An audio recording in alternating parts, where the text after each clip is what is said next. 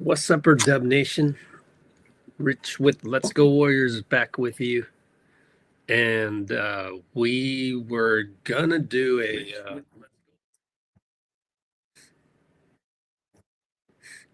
least this time I knew where the sound was coming from. But we're gonna do an analysis on Jonathan Kuminga and the whole situation there. But also, we were gonna do a Warriors news segment, but I'm gonna save that for later because there's plenty to cover. That segment involves our Discord server, which I've told you guys before, but here it is. Well, these are my DMs. I DM myself the picture so I can go from one platform to the other. But yeah, today some things happen, and yesterday there were things that happened, and they're all tracked on our Discord server. Here are some feeds for VIPs, and this one's called Every Post. That's why there's like a stack of books there. But the one that's a Bay live feed, that's of all the Warriors beat writers, and Steve Kerr was just on 95.7 The Game. So there's some content there to catch up on. So we'll catch up on that soon. But for now, what is, let me give you the first of all, I've got the latest and greatest on letsgowarriors.com. Oh, there's two people on Substack right now watching. Sorry. Yeah, turn that off too. But this is the latest and greatest right here. The link is in the description already, but latest article, boom. And going back to the Discord, if you want to see what our Discord's all about,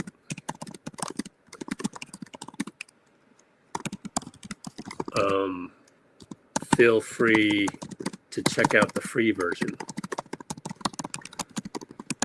Now, the VIP version is pretty advanced and pretty awesome because you can search on videos and stuff, and you can follow like whatever's happening in the NBA from journalists that are at the NBA arenas as we speak. So take a look at that. And that's what this feed is for. You go here and we can 50 new messages since 7 o'clock, jump to the present. And you can see that there's things going on everywhere that people have credentials inside NBA arenas do. Some of them have credentials to NFL stadiums or what have you. But yeah, and some of them are tracking games going on right now, such as the Raptors game and whoever they're playing, New York. And so it's pretty cool to be able to search on these things, and it's just the feed of a ton of NBA journalists in NBA arenas all over the place. Of course, a few aggregators, a few, NBA themselves. And you can even go search on video. Just go vid, search for vid, and you'll get all the videos that you can ever ask for. It actually looks better on the mobile, I must say. So here's one from Desmond Bain. I guess they won, huh? Desmond Bain, Orlando Magic. What they're gonna face either OKC or Phoenix, I believe. OKC and Phoenix underway. See, here's another one right from the arena, and Norm Powell. No, I don't think you can hear this because for some reason, my screens aren't showing the audio. But yeah, Tyler Hero. But obviously, pop open our Discord in your mobile phone using the Discord app. You'll get all of that. Now, time to begin. So, 5 minutes in now. Okay, what is lowering entropy? What does that mean? That means entropy is a scientific term that refers to disorder, that refers to chaos. So what I'm here to do is to bring some order to the chaos, because I'm not outraged at all on either side. In fact, it's funny because everybody's taking sides. We have people taking the side of Steve Kerr, like, oh no, JK, he's not doing things like Guy Santos is. JK sucks, trade him.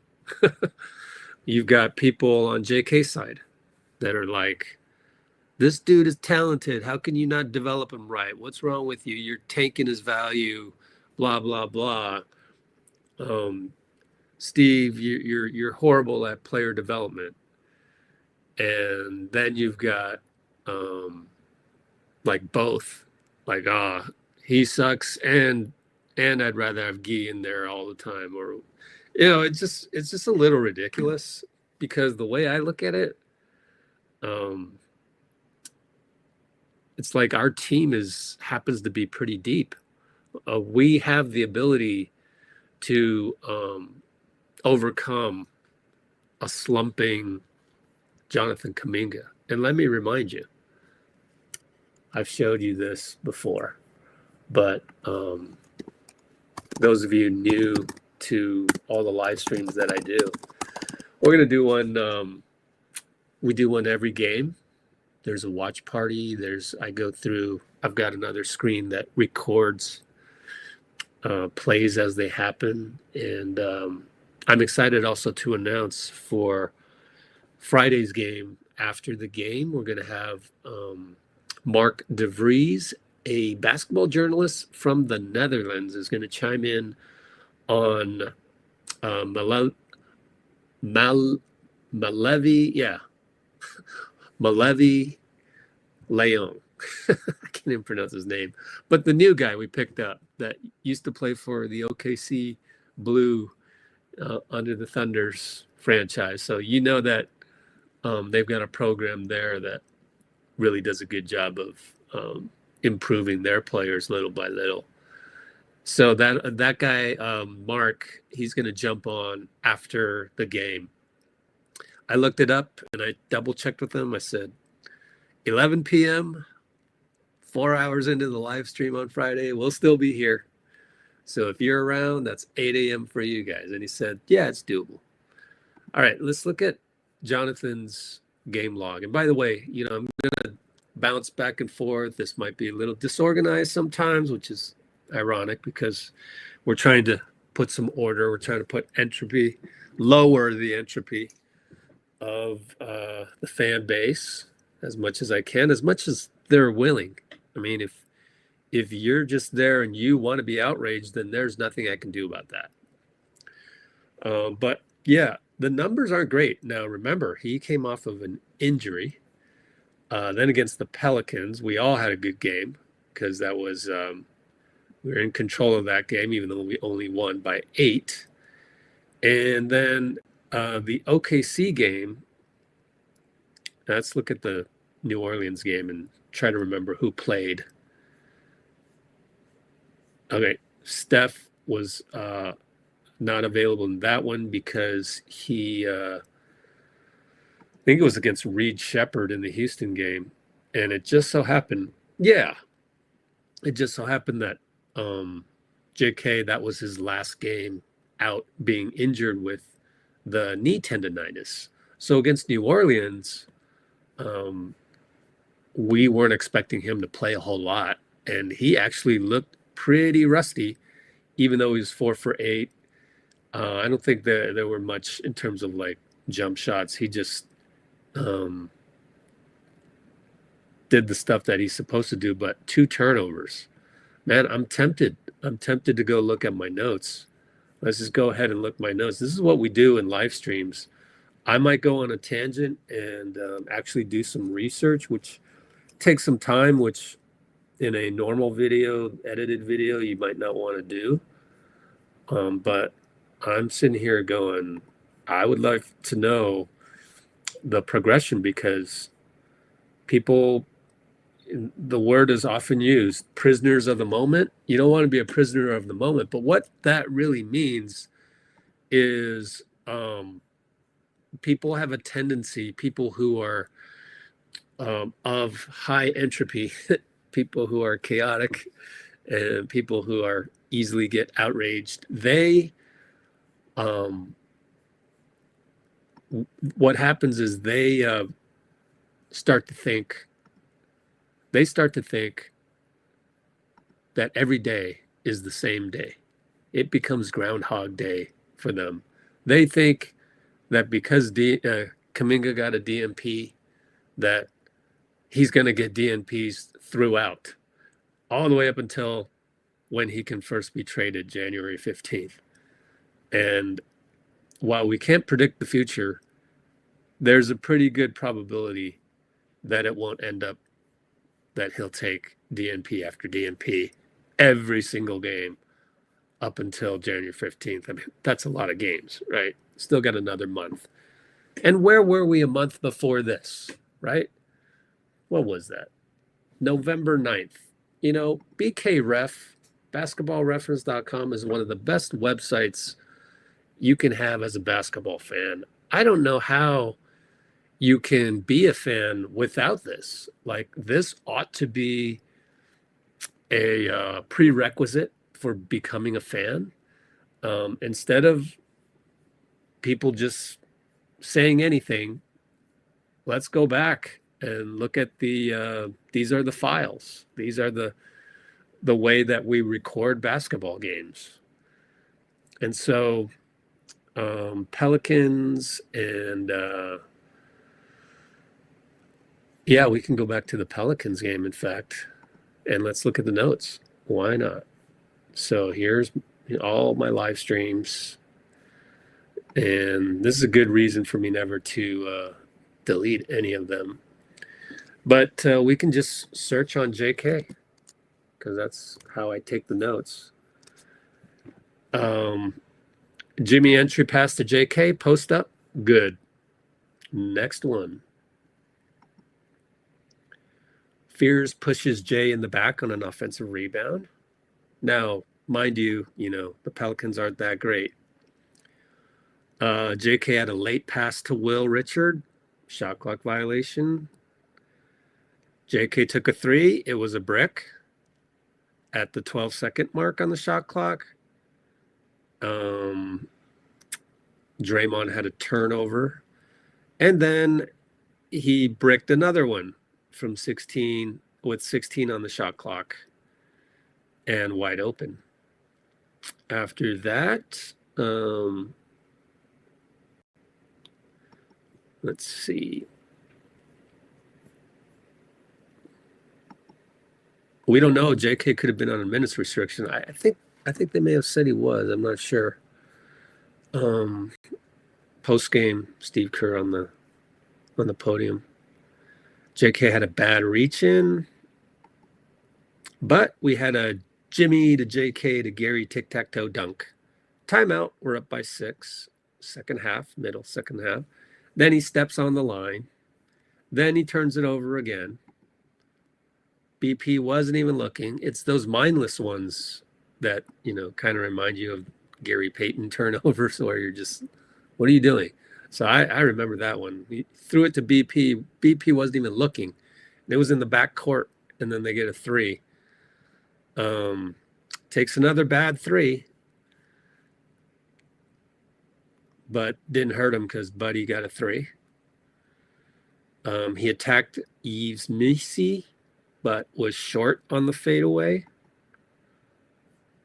And this is where I was said, we do not have enough talent without Steph and JK full strength. All right. Let's move on down to the fourth quarter. Hit a three.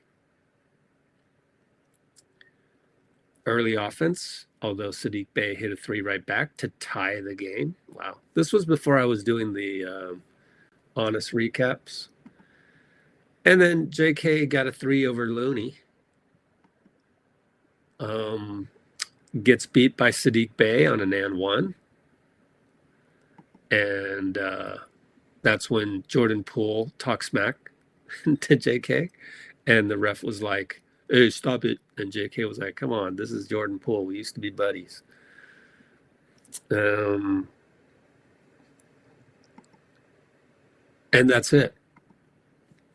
So rather, kind of uneventful, although kind of, two bad turnovers.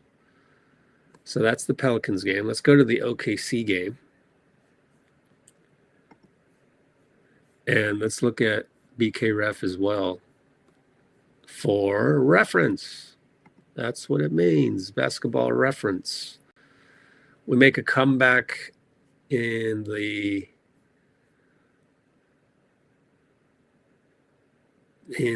fourth.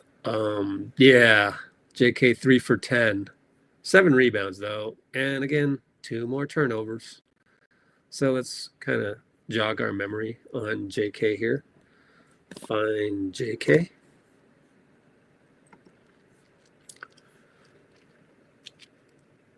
JK subbed in at the 7-minute mark.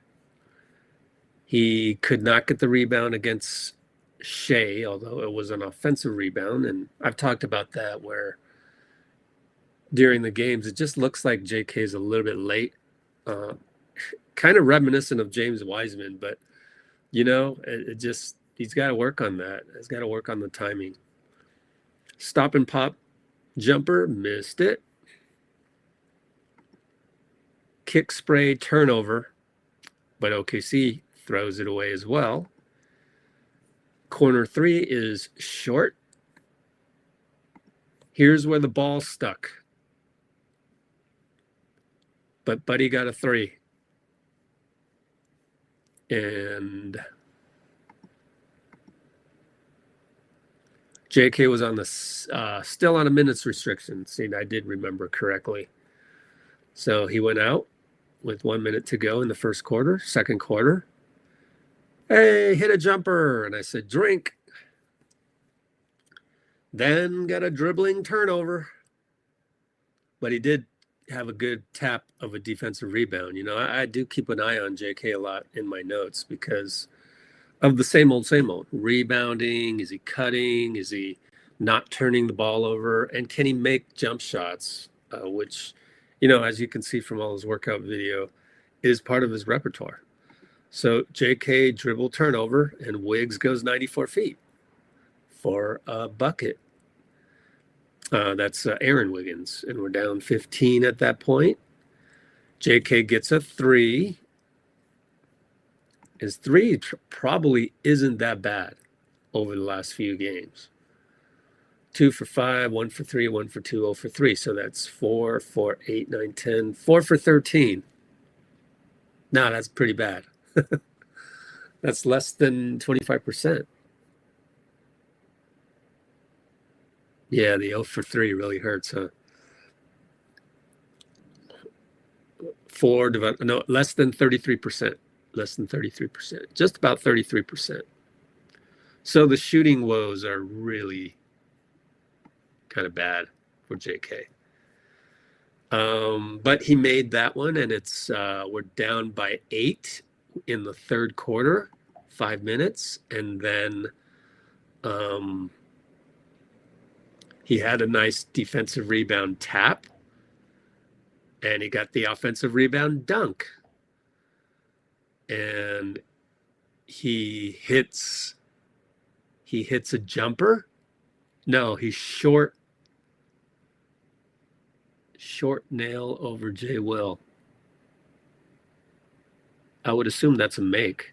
Yeah. Pat got a putback. Never mind. On JK's short shot at the nail. Unfortunately, missed another jumper. Then he gets downhill no call, and then fouls on the other way back. So more problems. So the people that are really mad at Steve Kerr for not playing JK, I'm building the case that actually JK has not been playing well and is a risk in crunch time, let's call it.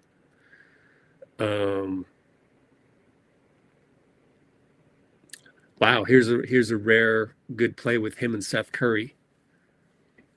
Ran a DHO with Seth and got it over to Seth, and that cut the lead to 2 against OKC with a minute to go, third quarter. Then he missed going downhill, but he did get downhill, which is good against OKC. You kind of need more athleticism. I think Guy may be a little bit worse of a matchup against a team like OKC or Denver, for that matter. And let's just finish this game out. And that's it.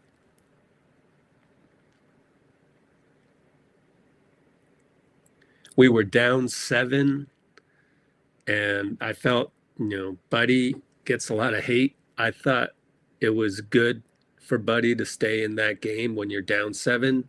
Couple threes can make it a 1-possession game. And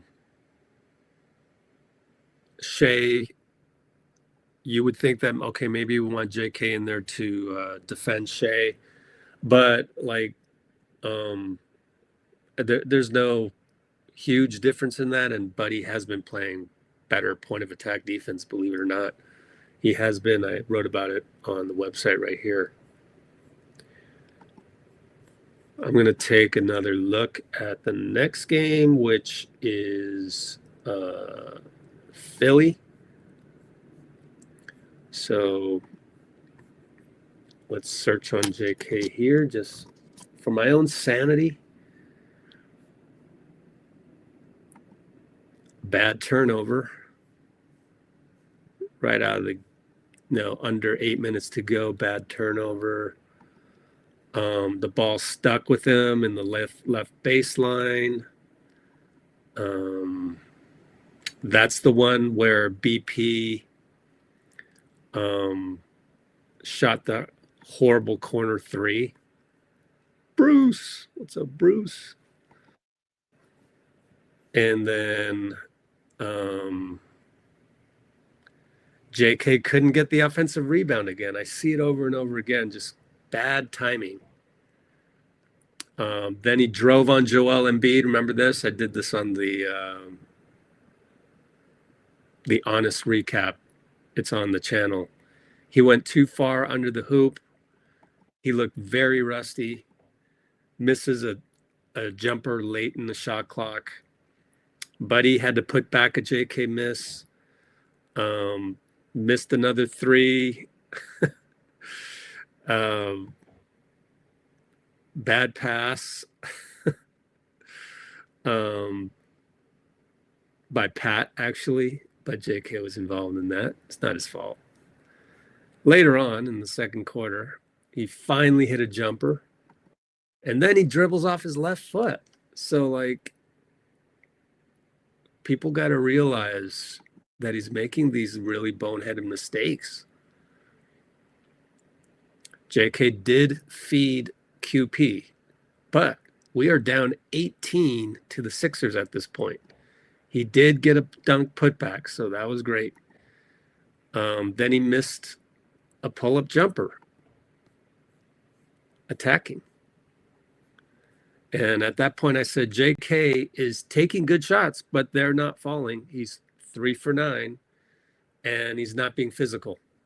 And I showed that on one of the recaps where he just didn't the desire to go get the ball on rebounds isn't quite there yet, and he didn't pick up well in the transition either.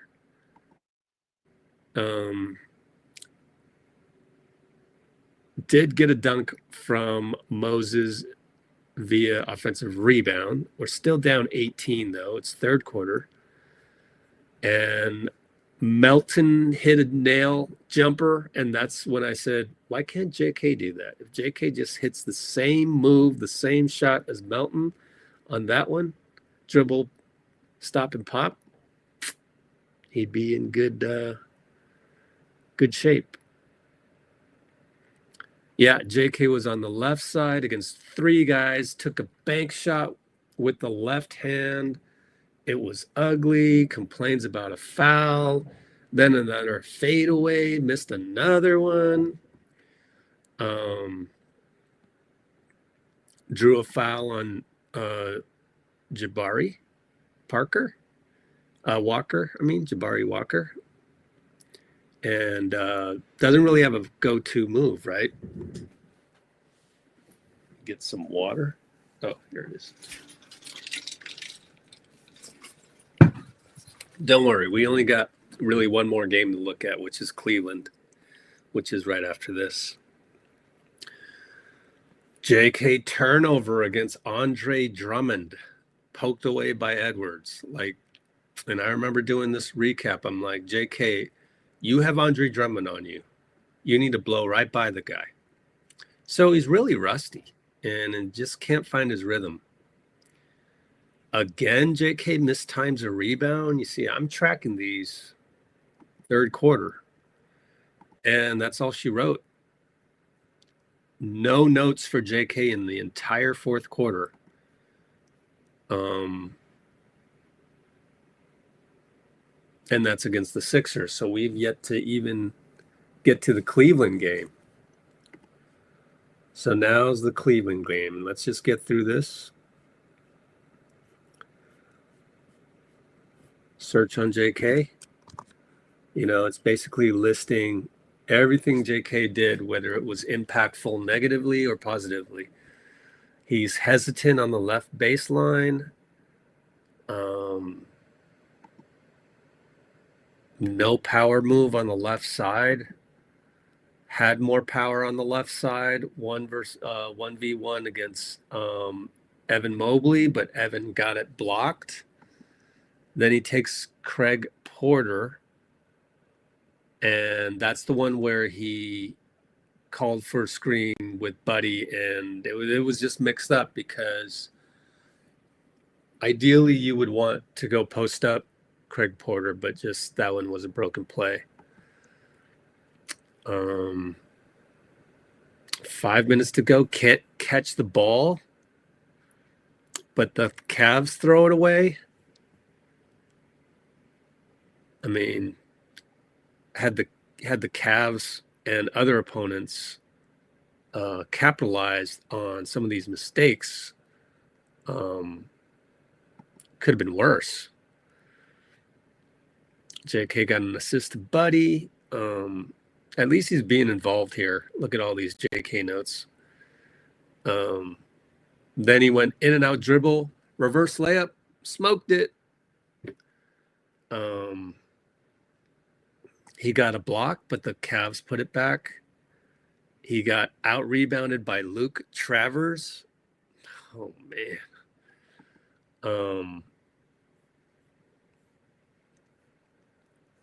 Don't know what this is. Probably scored on that one. So, finally got a score assist, Buddy. QP with a bad pass. JK did make a good cut, and that was when Steve Kerr decided not to call timeout, even though things looked kind of bad and choppy, like a bad pass, and then Jalen Tyson comes back with a dunk. Kerr goes, nope, I'm not calling timeout. And JK actually did a good cut, got fouled, and actually hit both free throws.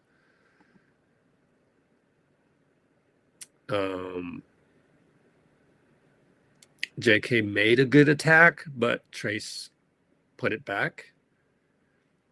And JK doesn't want the ball as bad. Oh, boy.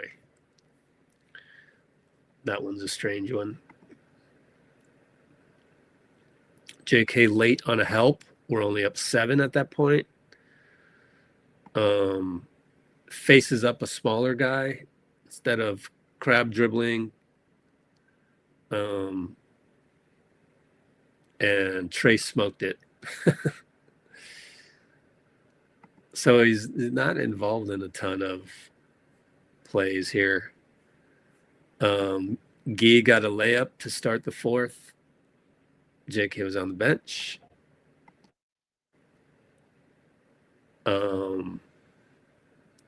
Pat got the mother effer threes, 2 of them. This was mid fourth. We're up by about 10. And JK actually subbed in for Guy. Guy had been in there for a while, but it was just to give Guy a rest because Guy would come back. And yeah, we're up by 10.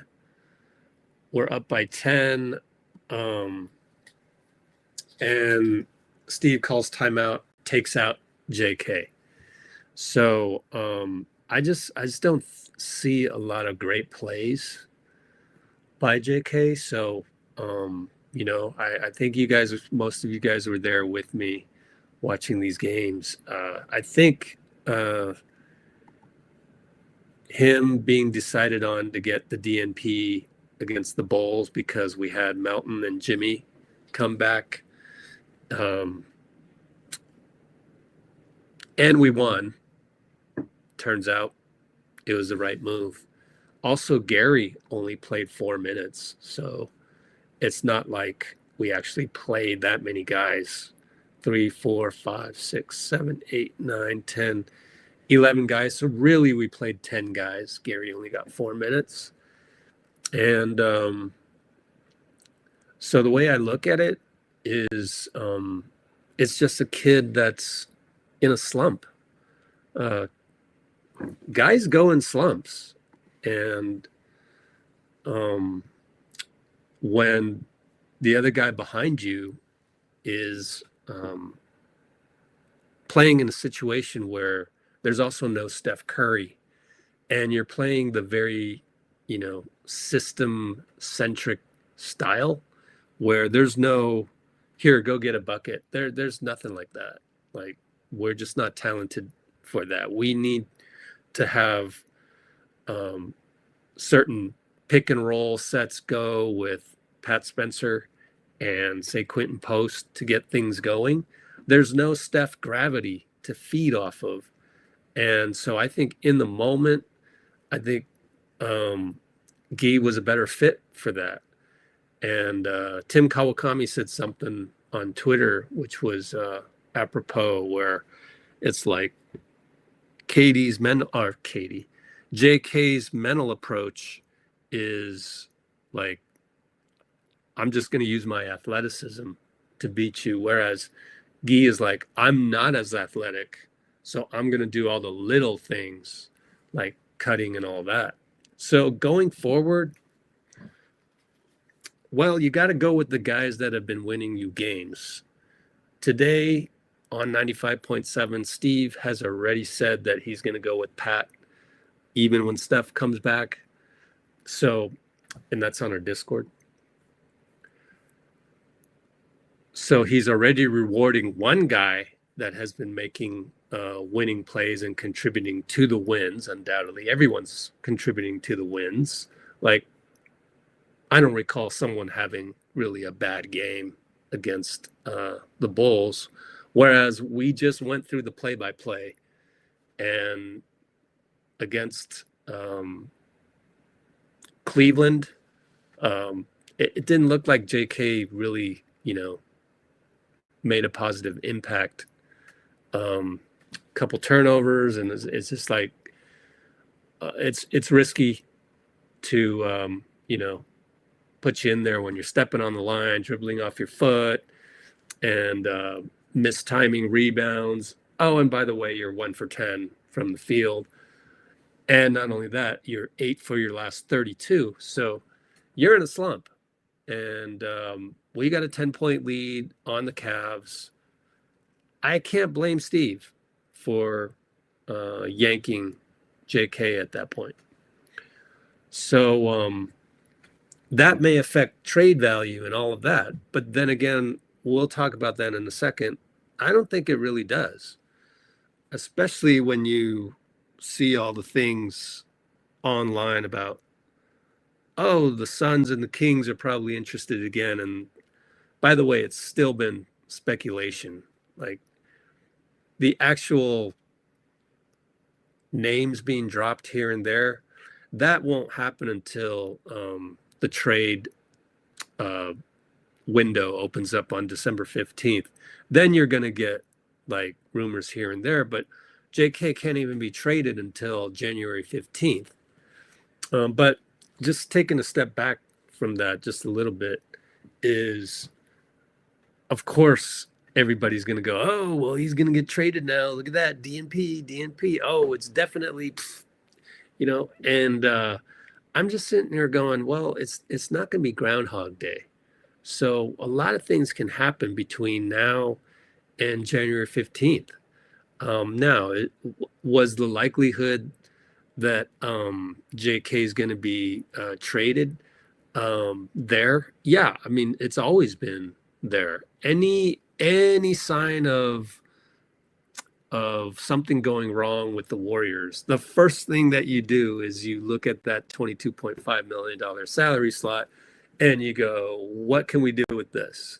Right? So he's in a spot. He's in a spot where people are going to just speculate just because he'll be the scapegoat. That's how it goes when you're caught in a situation where you can't find your footing in this system.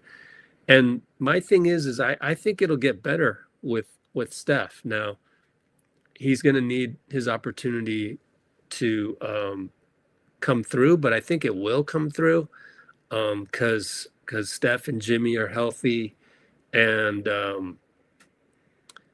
we're going to be, most of the other teams in the NBA are pretty athletic. So Guy is in the bottom half of the athleticism chart of the NBA, right? So he can only hold the fort for so long, Guy Santos, right? And sooner or later you need somebody in there that has more impact. So it's not going to be Groundhog Day. I think JK will get a chance.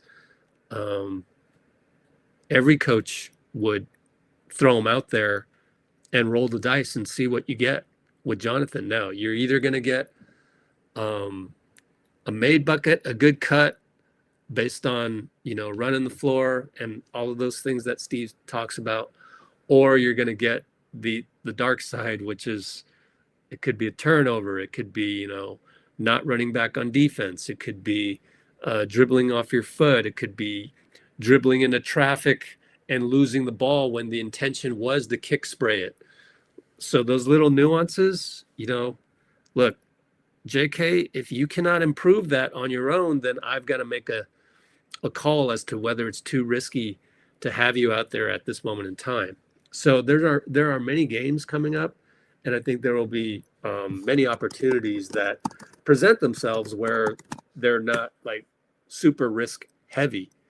And so don't listen to all the people that like to think of it as Groundhog Day, because I just think there will be opportunity for JK to make up for his lack of production in the past several games, 4 games to be exact, right? Is it 5 games? It's only been 4 games. It's a 4-game slump, right? And, didn't we do the same thing with Clay? Clay forcing it a little bit, slumping. Yeah, bench him a little. It happens to everybody unless you're a superstar. In which case, it probably doesn't happen that much. But when it happens, you got to just let him work it out because he's a superstar, right? So JK is not quite at that level. And I'll say it again every time I'm on here about JK. He came to the United States, and actually yesterday's live stream, we figured out an extra thing. He came to the United States at age 13, played AAU ball and rose the rankings at AAU, became a good, a force on the court. The problem is that most kids in the US start at age 6. So technically, just learning all the things, he's already 10 years behind on that. So 13 minus 6, he's already 7 years behind. So if he's 7 years behind, then his brain as a basketball player, not as a human being, as a basketball player, just the experience on a basketball court, is 7 years behind the average American. So he's 23 years old. He's running around out there like a 16-year-old basketball brain. So that's what I see when you're, dribbling off your foot, stepping on the sideline. These are all things that 16-year-old guys make. So he's checking off all the boxes for a young guy. And I know he's 23 and all that, but you also got to remember that people are sponges between the age of 2 and 13. So if this is all in science textbook, it's all there. Go look it up. Like Steph Curry shooting around with Vince Carter on his off time, shooting threes and playing one-on-one with Vince Carter when he's like 6 years old. Like that gets programmed into your brain. You learn certain traits and you build on it and you build on it and you build on it. JK started at 13.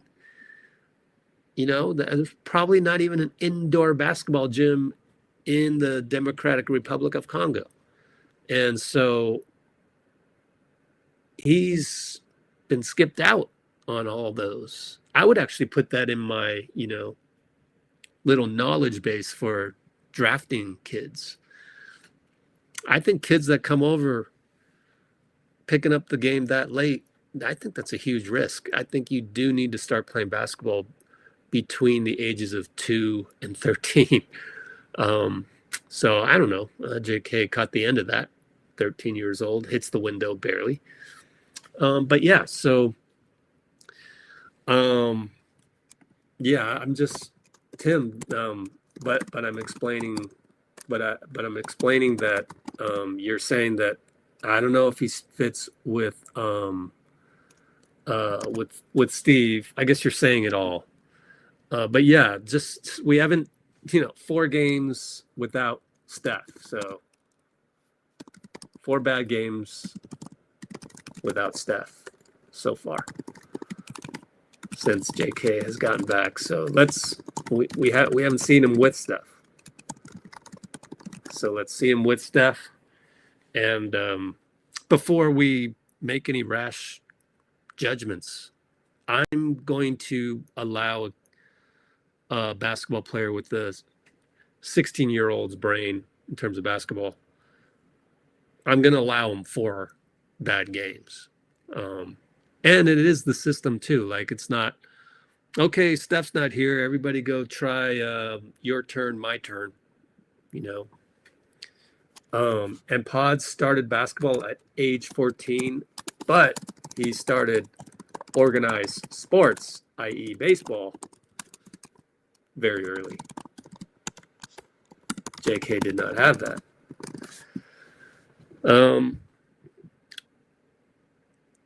What else did I want to look at? We're going to look at trade scenarios because the Warriors are going to have to be like a top 4 team for me to think that we're not going to do anything at the trade deadline, or at least not try.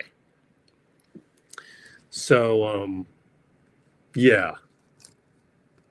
Well, yeah, we know that the NBA isn't a place to learn fundamentals, and maybe not even the AAU system in America, but there is some value to starting to play all these organized games. Yeah, and it does, just look at point of attack for Moses Moody. Like that's scary, I'll give it to Moses. He knows how to reach in, and he knows that he's not that quick laterally. He knows that. He fully admits it. So he'll try the little reach-ins and get the steal at the point of attack. But if he can't do that particular game, If it's Shea Gilgeous-Alexander, like that doesn't affect Shea, right? Then I'm worried about point of attack. And the reason I mention that is just because I think Moody was never taught that. So I don't blame him. Like it's just part of the AAU system. And so there's a lot of guys that can't play point of attack. I mean, Guy, his point of attack is not good either. In fact, he had a bad game. Remember that one? I forgot which game it was, but I saw him getting broken down left and right. And that was, last week, a week ago, more than that. So yeah, that's why I also say, Guy can only last that long. Like he's just not as talented to be able to last that long. He is a minimum player, a veteran's minimum, and he is playing his role great, but like it's not sustainable. And so JK will get his opportunity. For those of you rooting for JK, and that's not really a knock on Guy. Guy is what he is, and he provides that energy. And I think that's an important aspect on this. Actually, it's a pretty deep and versatile team, and it also tells you that Steve's system actually works. It actually works. Now, the Achilles heel to that is that there's no go-to guy. So late game, if Donovan Mitchell's hitting all those hero shots, who is going to answer that at the other end? Well, it's just more pick and roll, Pat Spencer and QP. And I don't know if we survived that in a 7-game series with the Cavs. You know what I mean? So the Kerr system does work, but it is limited. And if the other team has certain superstar type guys that can get a bucket, and the Cavs game was very nail biting because, Garland can get a bucket and, Donovan Mitchell can get a bucket. So we survived that. And, last shot, Donovan Mitchell over Guy Santos. Missed a 3, would have tied it. And then would have been a different story. Okay, so we're going to get to trade scenarios in a minute. I'm trying to think if there's anything else. But really, it's just my thesis is that, a kid is having a slump. A kid is having an 8 for 32 slump. It's just a kid having an 8 for 32 slump. I don't see any problem with going with Guy. The thing is Guy would never shoot 32 shots in a 4-game stretch, right? But he's not as talented. He can't even get 32 shots off. Like, there's a reason why JK is left open for threes, and that particular game went 2 for 5, right? So the reason is because I don't want him to blow by me. And the other thing, which I forgot to mention, is he gets game planned on. If you go look at the Sixers honest recap that I did, he gets triple teamed by the Sixers at one point. Now, I think Maxey made a slight mistake to be part of that triple team as he ran away from it, knowing that JK was doubled, but it's clearly on the scouting report. Like, they don't have Steph Curry. All right, we're doubling JK. Once he puts the ball on the floor, we're doubling him. Like, you go and get him, because what's he going to do? He's going to dribble. There's going to be 2 guys, and he's not going to be able to process that, especially when nobody else is out there worried about Steph. So JK has been put in a spot. He just came back from an injury, and it's a tough spot to be in. Now, let's go to our Discord, which I should start touting it again. But you can start joining our Discord.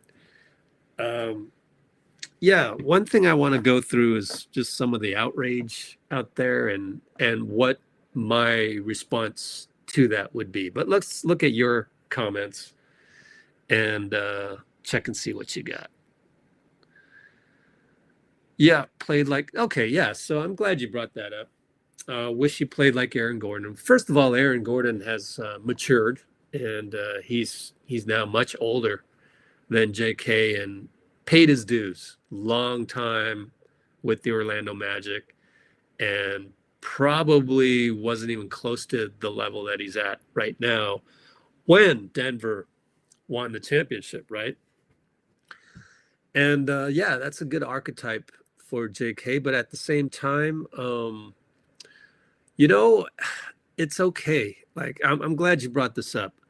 I have no problem with JK wanting to, you know, score points and be in the spotlight of the NBA.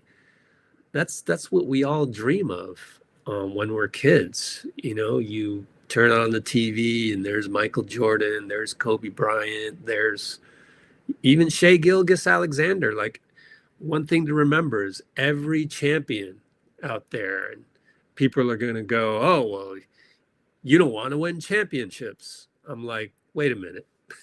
That's just not how the process goes for a guy who loves the game of basketball, picking it up and watching TV. And what's the initial environment of loving the game? It's watching a superstar get the Finals MVP. That's what it is. Whether that's Kobe, whether that's Jaylen Brown, a couple of years ago. What Jason Tatum almost, right? Close, probably close voting. LeBron James. Just keep on going to Kawhi Leonard. So like you aspire to be like those guys, and those guys are the ball dominant guys. They will have the ball and they will make all these moves on the court that you're just like, you're watching it, you're going, oh yeah, I want to try that. So there's nothing wrong with JK wanting to feel that.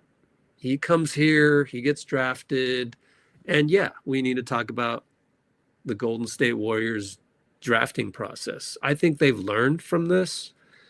We were never even close to getting lottery picks ever since Steph, ever since Clay. Clay was the 11th pick, technically a lottery pick. So it had been like 9 years, 10 years since, that was the first lottery pick of Bob Myers' regime. And so,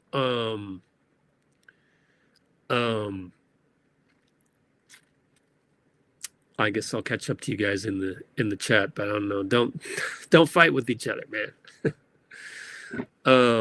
Keep it 95-7. What does that mean? But anyways, so we hadn't made any lottery picks, and yeah, I mean, look, we should have picked Trey Murphy. I wrote about that on the website. Like that was my pick that year, wherever our website is, right here, and it was Moody, and I didn't know anything about Moody, but I did know Trey Murphy had a 7-foot wingspan. I was literally picking guys that had 7-foot wingspans because I knew back then we needed a wing. Luckily, we ended up getting Wiggins. So, but, and that's why I also at the time, I didn't really have a problem getting James Wiseman because we needed the length. So, look,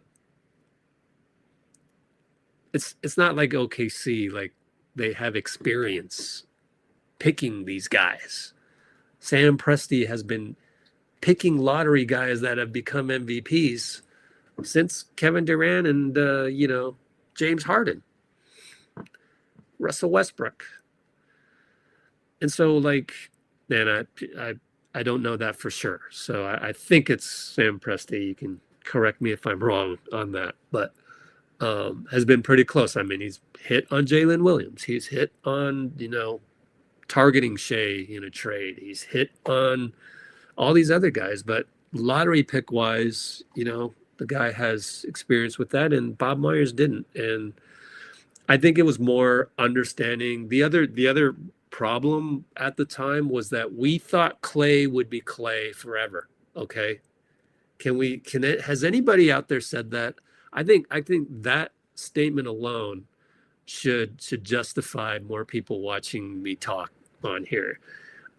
So when you're making these picks, you're not going, oh, how would Kuminga fit in a Steph only centric system? No, you're thinking, how's Kuminga go? Oh, he'll fit fine. We got Steph and Clay. We're good.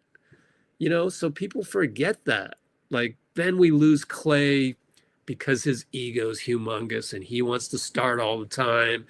And by the way, Dallas was one of those rare teams that had a perfect landing spot for Clay, just got to the finals, Luka, Kyrie, and now we know what happened. And obviously now Clay's in the trade rumors, of course, because Clay was brought there to complement Luka and Kyrie and also the two other tall guys, or three really, Derek, PJ, and Gafford, and then Nico goes and tears that up. Where does that leave Clay? So of course Clay is in the trade rumors. There's nothing surprising about that. But again, I think people forget that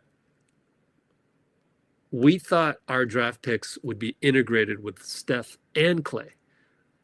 Now that we know that everything has to be integrated with Steph with a little bit of, gravity and motion and shared brain with Draymond, it's a little different. And besides, we don't have lottery picks anymore. We're actually doing, we're winning. We're still winning. We're still above 500. And we're not a lottery team, although teetering very close to it in terms of getting in the play-in. You're either in the play-in or you're not. And it's just give the front office, give Lacob some grace. No one's talking about this on Twitter. They just want to throw Lacob under the bus because they are higher entropy and they are chaotic people and they are stuck in it and they don't know any better. And unfortunately, I'm not there to be an example where, man, having this, just being happy about the Warriors, finding ways to be happy about the Warriors is actually the better way to go. So I have a lot of grace for our picking of Kuminga and Moody. Now, it does lead us all the way back to Trey Murphy, because now that we can talk about trades, and I think I've talked about everything. At first, if you go look on our Discord and you go search on Trey Murphy, you will see that Brett Siegel of Clutch Points believes that Trey Murphy is going to be made a franchise player by the Pelicans. What does that mean? That just means they're going to put him on the billboards in New Orleans. They're going to put him on the ticket. They're going to just feature him more because you have a franchise that sucks. You have a franchise that's dead in the water. It reminds me of the Chicago Bulls. I mean, the Bulls still suck, but as we saw, I did a recap where most of the thesis of the recap was that, yeah, we won. We played curse system. Pat Spencer was great, but also the Bulls suck.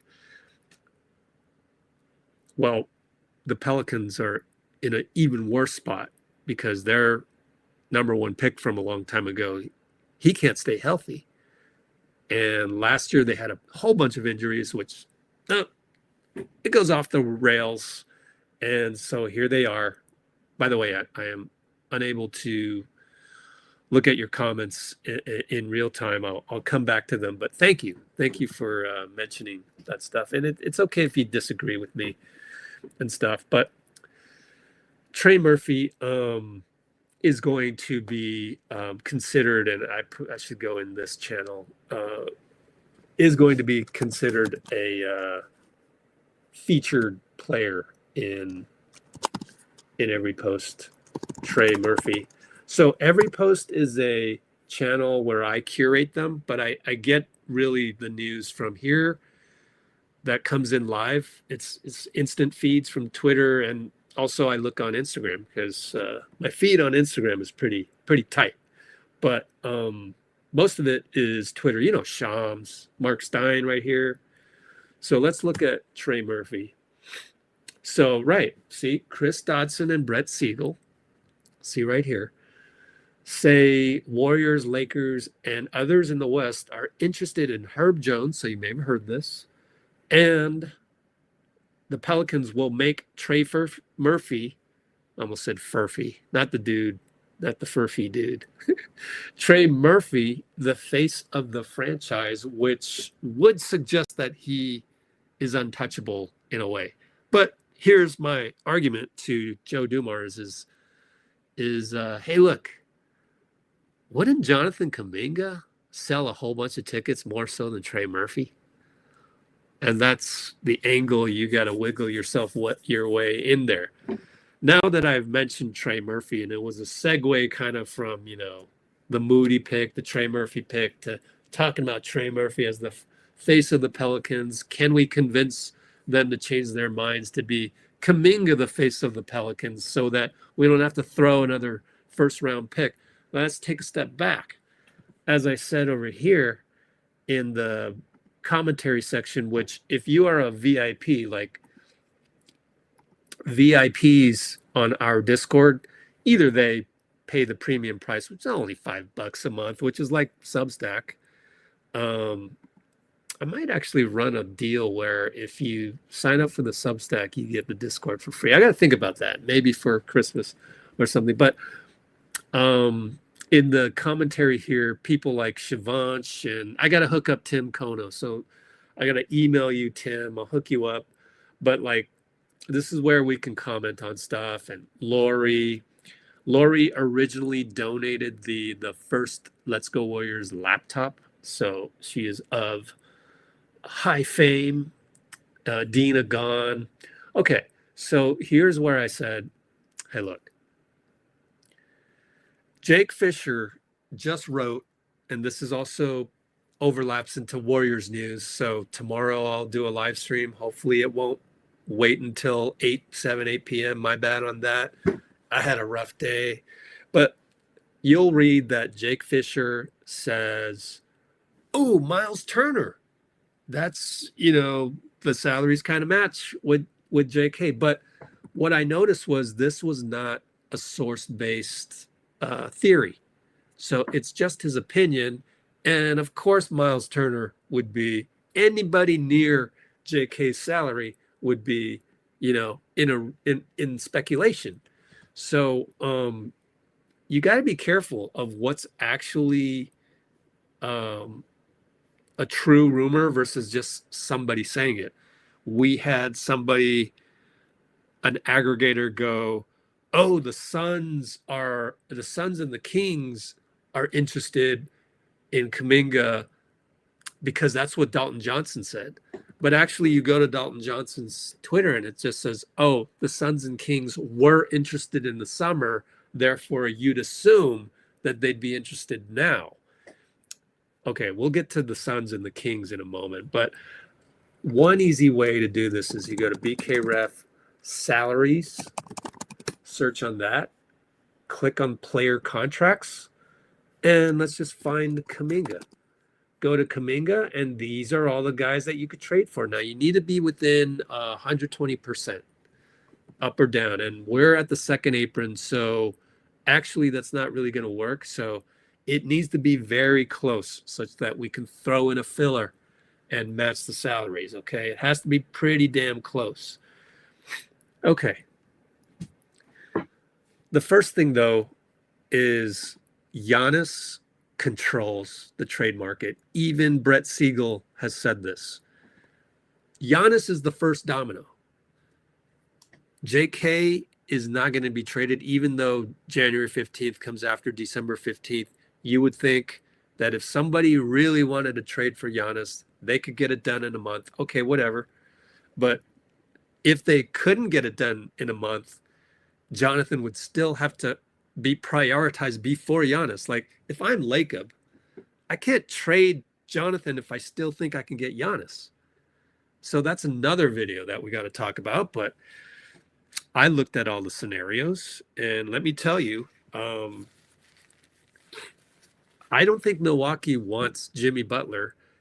And even if they do a three-team trade or multiple team trade, just on the surface, it seems very difficult for me to find any destination for Jimmy Butler that makes sense for that particular team acquiring Jimmy Butler. Like, I just who's a contender that wants Jimmy Butler?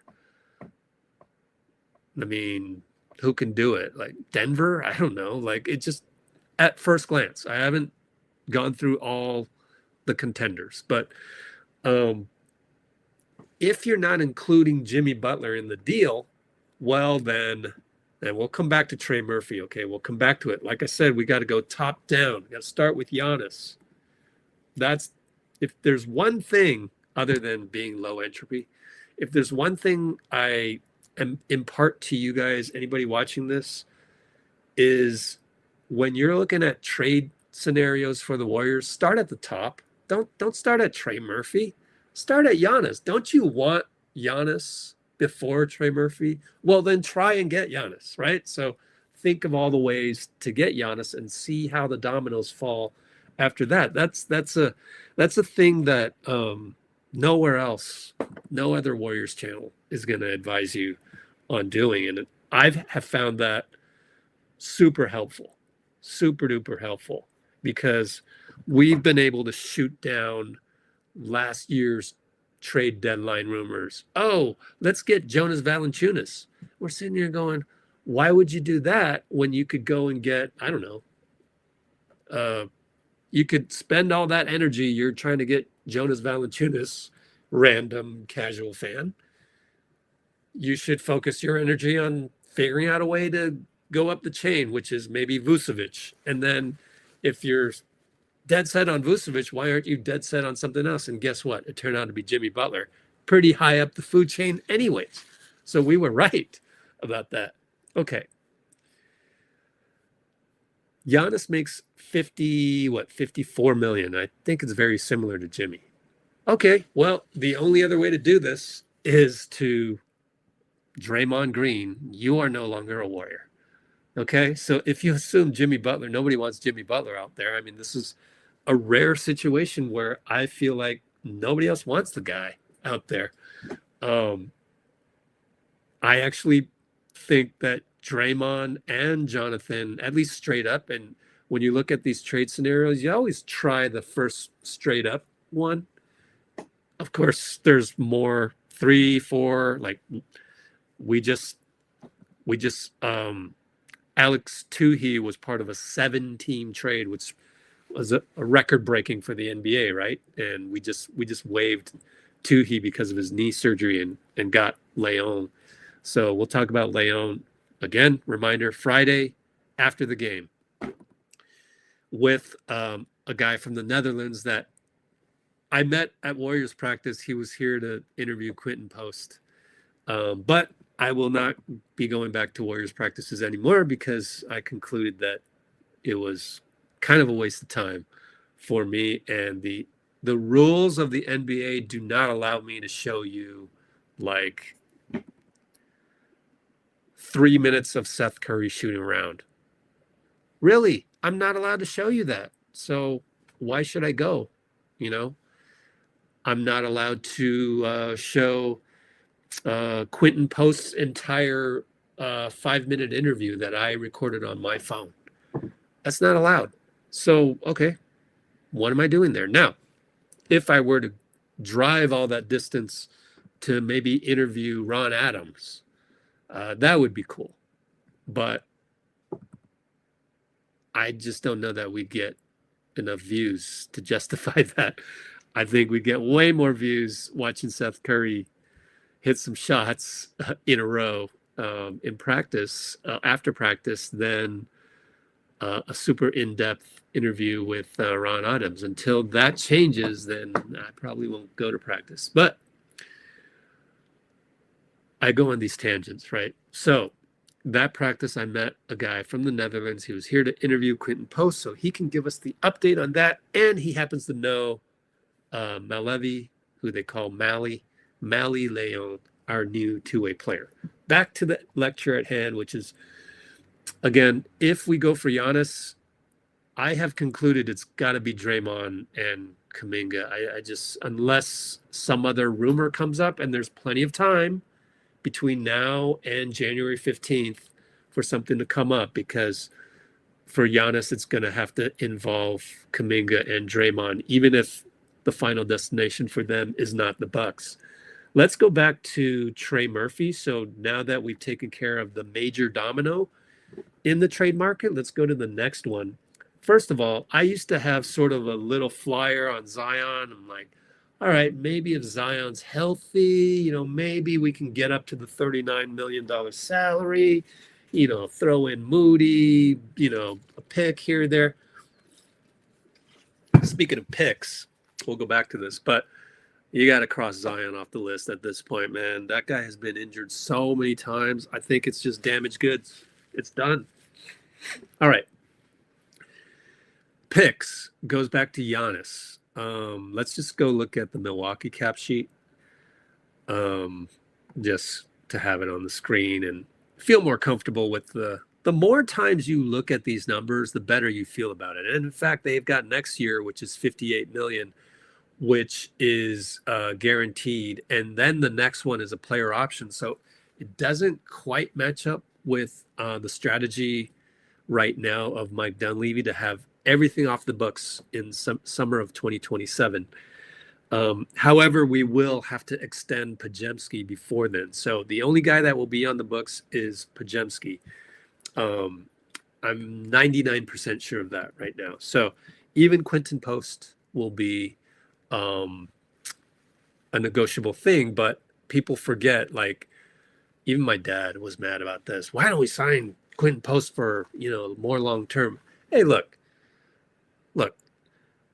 Quentin Post wants to be maximized himself as well. So he's on a super cheap contract right now. Why would you guarantee, after we got to see what the big guys are doing. We got to see what Steph wants to do. If he could take a pay cut, Draymond and Jimmy, like summer of 2027 is clearing the books day. Now, Podziemski, no choice. It's just the timing of when he was drafted, and you just got to extend him or not. You might as well sign him. But, everybody's expendable summer 2027, okay? So if you were to bring in a guy that has a contract longer than that, but Giannis is special. Just like, I'm glad Dean did a podcast with me earlier. Let me check my text to see if he can hop on. He was like, no, Rich, we got to get Giannis, go all out for it. And even if it means Draymond, I'm like, all right, you're right. This is a guy you save your draft picks for. Okay. So when I see the trade scenarios of Trey Murphy in a pick and this in a pick and that in a pick, you do realize that at that point, you're never going to get the Giannis guy, or it becomes less and less likely. The more first round draft picks that you get rid of, then you're taking yourself out of the running for an MVP caliber guy. So it's going to be tricky. I'm not saying don't use a draft pick for Trey Murphy. It depends. It depends where Giannis goes. But again, his contract will, I guess I'm making this into a Giannis video suddenly. His contract will bleed into 2027, I believe, as a player option. So let's look at the Bucks. Now we have to go to Hoops Hype here because it has more out years, like cap sheets. I love Yossi Goslin, does the best job of this, but he only's got 2 years. I wish he had more years on here. Probably does. I just haven't dug around. Yeah, player option P, 62 million. So, I mean, it's still good to have Giannis as your centerpiece in summer of 2027. He'll take the player option. Let's say if somehow you get to the Warriors. But if you are, okay. Dean sent me a trade scenario with Giannis.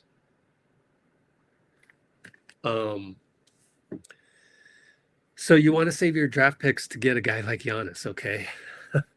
Now, if you're going to go Trey Murphy, and I should say that the other thing that I incorporate, this is like venture capital in Silicon Valley. You want all the little pieces of data. You want all the little benchmarks. That's what we call them, benchmark. That's why one of the most famous venture capital firms in Silicon Valley, they're called Benchmark Capital. Why do you think they're called benchmark? Because that's what you do in the venture capital world when you're growing these startup companies. You want benchmarks as to what similar companies are getting funded and how much they're worth. And so one of the benchmarks that I go by is losing my train of thought here. One of the benchmarks is, it'll come back to me.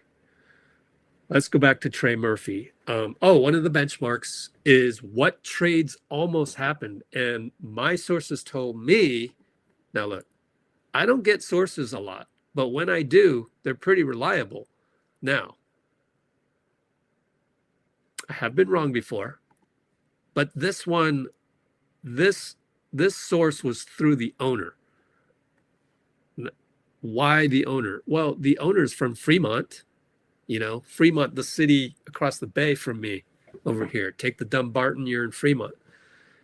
He plays basketball, or he used to play. I don't know if he still lives here, but he's a tech CEO, and he played basketball all the time at Club One in Fremont.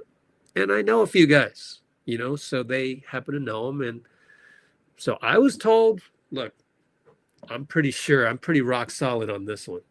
I was told that we almost traded for Jaren Jackson Jr., but it would have been with the base year compensation with Kuminga. So it was during the summer. And, anytime you got to use a restricted free agent contract, it's in a trade. I don't know. The source is strong, but I just don't know if anyone would really actually do that, because you're like, you can say that trade almost happened. What happened was Memphis wanted one more draft pick. So I'm thinking they wanted to go from 3 draft picks to 4. That'd be 20, 32, 30, 28. Yeah, 26, 28, 30, and 32. And Lacob goes, nah. Dunleavy goes, nah, we can't do that. Not for Jaren Jackson. Maybe Giannis. Maybe I don't know, Cooper Flag, or maybe Jokic, maybe, some MVP type, or somebody with huge upside. So Jaren Jackson was almost a Warrior. Yet again, I don't know, because to send out a JK contract at half the value as a venture capitalist, I'm sitting here going, man, that's like me, selling my house for 50% discount. I'll always remember that I sold you that house for 50% discount. I don't even care what I got in return. So I just don't know if Lacob would actually ever green light that. What I'm saying is, if we were almost able to get Jaren Jackson Jr., well, the deal that you're going to propose for Trey Murphy better be, on par. Like, it better be, what we're getting in return, like, better be good. So that's why I don't even worry about Herb Jones. You got people out there, Herb Jones, and it's part of the rumors, according to Brett Siegel. Well, like, I don't care, because Herb Jones is 13, 14 million. That's so low a priority. That's like trash heap later on, even though Herb Jones is actually a really good player. Just can't shoot, but everything else, awesome defense, everything. You could make the case that all we need is his defense, turn it into offense, get the ball to Steph, get the ball to Moody, whatever. Although you could theoretically find a way to get Moody. See, this is where, like, again, if people were to go, let's get Herb Jones, trade Moody and a pick, like, they throw the draft picks out there much too softly and slippery and easily. Like, you're supposed to hoard your picks for the big get, which would be like a Giannis, right? So I don't have Herb Jones on my list for it. I don't care about Herb Jones. I am not going below I am not going below the Jonathan Kuminga line, which is 22 million. I'm looking for guys around here and maybe even higher if it justifies throwing in another player like Moody or what have you. The other thing, though, is you got to make sure the other team's going to feel like they got a fair deal with throwing in a Moody. Like, we can throw in a Moody. That's easy for us. But what about them? And then you're talking, once again, people, just the casual fan will always go, oh, draft picks. Yo, when you get rid of those draft picks, you're basically taking yourself out of the market for discussions on, like Larry Markkinen or anybody up here, Karl Anthony Towns, and we almost got Kevin Durant, remember? So Anthony Davis, I think Anthony Davis gets too injured, just like Zion, so I wouldn't go there either. So the guys on the list here, Joel Embiid, also somewhat damaged good. Jokic probably isn't leaving Denver. Durant probably isn't leaving Houston. Tatum probably, he's injured. So like no one's talked about this. All of these other guys not really being available.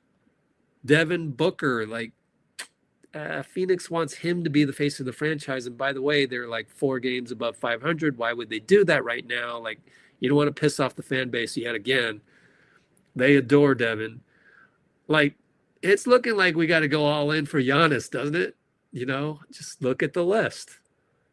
So I'm just saying. So everybody's going to worry about Trey Murphy. When I look at this list, I go, there's one obtainable guy in the top 12. Let's say Karl Anthony Towns is possible. How's New York doing though? Like, are they struggling? I don't think so, right? Why would they do that? 17-7, number 2 in the East, right? So I'm going to skip down beyond that. LeBron's too old. He would never accept the trade. Cade Cunningham's not going anywhere. Maybe you could pry Evan Mobley. You got top 20. In the top 20, like, Giannis is the one guy that's you could maybe go get. Why wouldn't you just go all in? Maybe you do send them 4 first rounders because of this situation. Like, we would get 2 of the top 10 players in the league. I would say top 5. So I think Dean is absolutely correct, especially now that we looked at this list and who's available. Like, I would say Evan Mobley, Kawhi Leonard. That Kawhi is a possibility too. Bruce brought him up. The only ones available are Evan Mobley, Zach LaVine, of course, but nobody really thinks, he belongs in this list. So forget that one. Kawhi, I guess Paul George, but he needs to get healthy first. Karl Anthony Towns and Giannis Antetokounmpo. So why did you even bother talking about Trey Murphy? All right, we'll talk about Trey Murphy.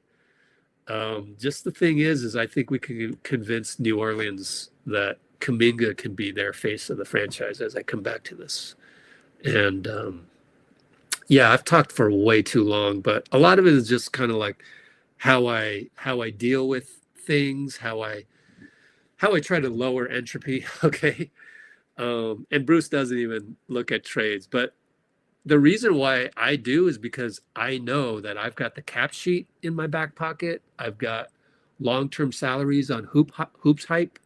I've got the BK Ref salary list at my disposal. Like, I fear no trade scenario because I've already demystified and debunked a whole bunch of them. So yeah, that's it. Next 4 years I mean, I didn't I had to look at this list to kind of go, all right, I would do 4. Yeah. So we'll see. How long am I planning to stay on? Well, JK has no stand. Oh, okay. I'm glad you brought that up. JK has no standalone value. Dean, I'll be on unless. Better question. When can you hop on? Do a little. I don't know what we would talk about. I guess it'd just be your take on everything I've talked about. And I have really rambled, so I don't know how I'm going to do a podcast. This is going to be crazy. Yeah. I mean, that's another risky thing about Giannis, right? You know, I'm glad you brought that up as well. You got to talk all of these out, which you can't do on Twitter. You can't do in just thumb typing little things. You got to really go on lives and talk these things through. Is it worth, mortgaging your future to get Giannis here? I think it might be. I mean, he's 31, 32, 33. So not quite that magical age of 35 when you start looking like you're going downhill for a normal person. Obviously, Steph is 37, but we've seen Jimmy and Draymond kind of look like they're mid 30 guys. But if I had to go one way or the other, I'd probably do it. It's once in a lifetime opportunity. Dean's driving home. So what's the ETA though? LA is vast. Driving home could mean anything. When you live in LA and you go, I'm driving home, that could literally mean an hour and a half. So we'll see. We retain, but man, this is the one time I would actually want to trade Draymond. Man, that's all Dean's fault. Hey, if Draymond's people are watching this, blame Dean Chambers. He convinced me the other night. But then I look at this whole salary list of who are the top guys in the NBA you can get. Now, you're going to add Shea to this pretty soon, extension-wise. You're going to add, I think JJJ is up here too. So you'll get some young guys up here. Donovan Mitchell is going to be, will leapfrog these older guys like Paul George and Kawhi. But even then, I'm going down the list, and Tyrese Maxey, in a couple of years he'll be a 50 million guy. Like this may be the one time to utilize those draft picks, because when else are you gonna do it? All right.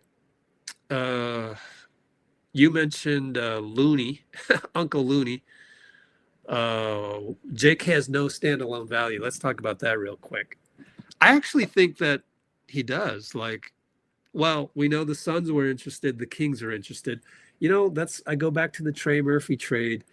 I think the Pelicans would be interested. This would be a good fit for Kuminga. He gets to make all the mistakes he wants. He will not get yanked for 5 turnovers. You get his 5th turnover, you're down by 4. You just committed your 5th turnover. There's 4 minutes to go. Do you go with JK or Guy Santos? Who's the Guy Santos of New Orleans? Do you go with JK or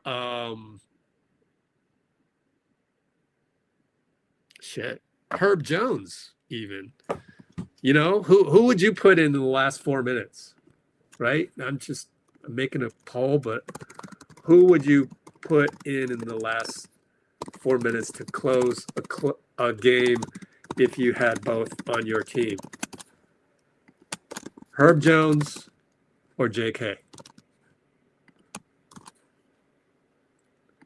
Last 4 minutes, down 5. You need points. You need Herb Jones to score.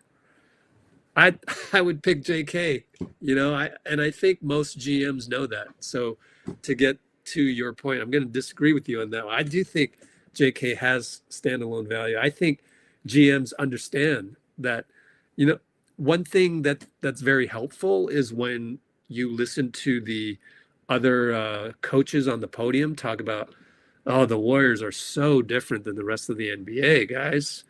Like, we got a game plan for Steph and, oh, this and that. And it makes you kind of understand that the rest of the NBA knows. They know that, Denver has to play a certain way. They know the Warriors have to play a certain way. They know that JK in a different environment, in a usual, AAU All Stars environment, which is what the NBA is usually. You look at OKC, that's an AAU All Star team, right? It's Shea's turn, then it's Jalen Williams' turn, then it's all these other guys that were pretty good AAU ballers and all of that. Like, the system is you break them down, then you break them down, and for pretty much every other team, other than maybe Miami, Eric Spoelstra will do whatever he can to maximize whoever he has. So he builds that on the fly, and he demands that they run through a brick wall to play defense.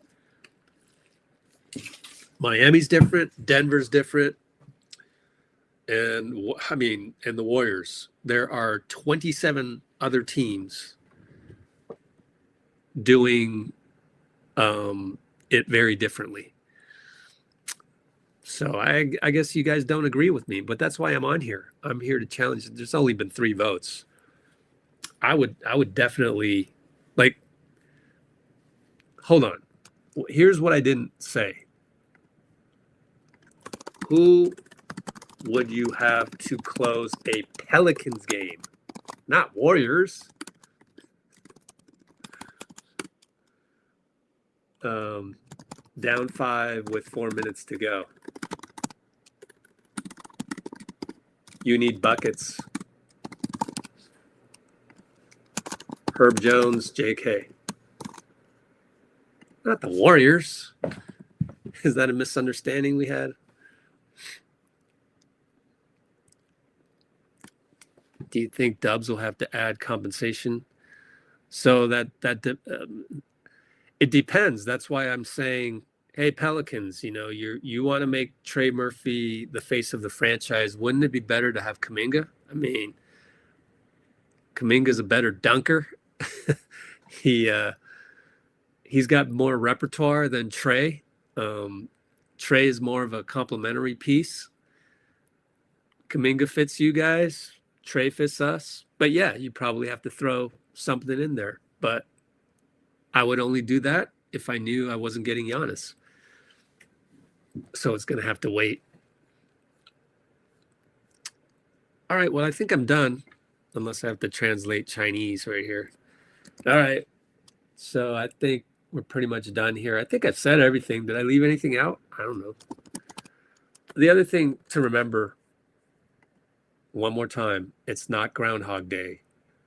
A lot can happen. I mean, we should be able to beat either Toronto or Brooklyn and Charlotte. We should be winning 2 out of every 3 games here coming up, if not more. I have said before that every team that finishes with 50 wins, that's the goal. Got to get 50 wins. That gets you pretty much guaranteed 6th seed. But when you go and get 50 wins, you go on win streaks. You have at least 4 win streaks of 4 or more games. And we don't have a single one yet. Now, we might be able to finally do that if we can beat Minnesota and Portland, okay? Then we'll have our win streak. Then I'll be like, all right, this team has a chance. This identity has a chance. And oddly enough, it would have been helped out by 2 games with Steph out. But by January 15th, you better have a win streak under your belt. If you don't, then we have to be a little bit more desperate. But it's a long road from now, and we're not going to play Cleveland up until January 15th. It's not. We're playing different teams, so that's the beauty of the NBA, and that's why JK will not continue to shoot 25% between now and January 15th. Now, if he does, then okay, there's no shame in trading him. He'd probably be the first one. Yeah, trade me. I just can't hit a bucket as a Warrior, you know? So, guys playing bad, people not getting DNP'd, like it's an 82 game grind, and it's just part of basketball. I used to play a lot in the Japantown League back here in San Francisco. I'd have slumps. And so it's the same game. So slumps are something that happens. We've got what? 1, 2, 3, 4, 5, 6, 7, 8, 9, 10, 11, 12, 13, 14, 15, 16, 16 games, 17 games, let's call it. 17 games. Let's call it 16. 16 games until January 15th. We'll just see what happens. I mean, there's no point in sitting here trying to predict every outcome. We could go 16-0 and then be like, okay, there's nothing wrong with the team. Let's just roll with it. It would be bad luck to trade JK at that point. You know what I mean? So like, we can't predict it. Why bother with it? Let's just enjoy the process, which is something that Steph Curry always teaches. Let's just enjoy the process. So 16 more games. Let's translate the Chinese comment. Kuminga didn't play well. Yeah. Now I know there's some people that are upset that Steve gave him the DNP, especially calling a timeout to sit him down and go with Gee. But I think that's just, one isolated incident. Obviously you'd like not to DNP or you'd like not to take out a guy at the end of the Cleveland game, but you do have to, you've got Jimmy and Melton coming back. You can't not play Jimmy. You have to get him back into the groove of things. And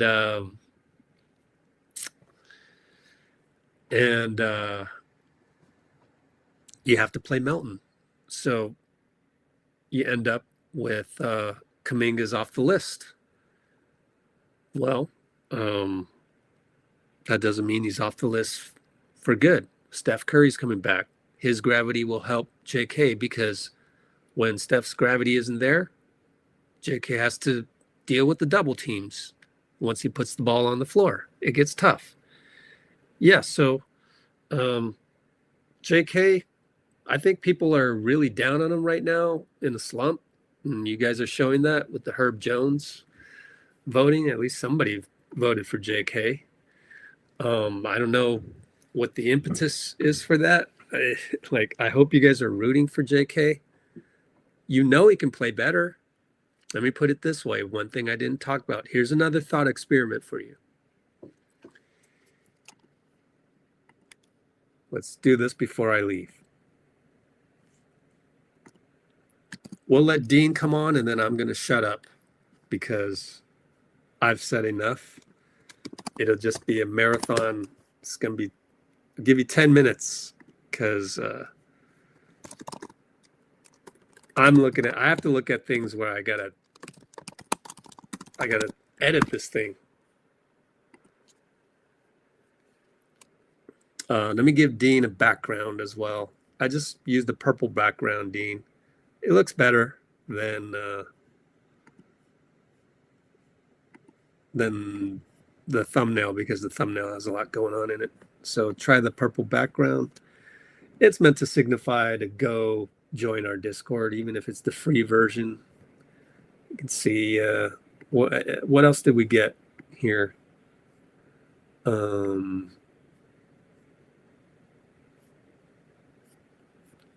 All these things. Cam Reddish has left his Lithuanian team. What? Okay. All right. Let's do the next poll. Let's try this again. If we were to play the Nuggets in a 7-game series tomorrow, do you start the same 5 that we had in our win?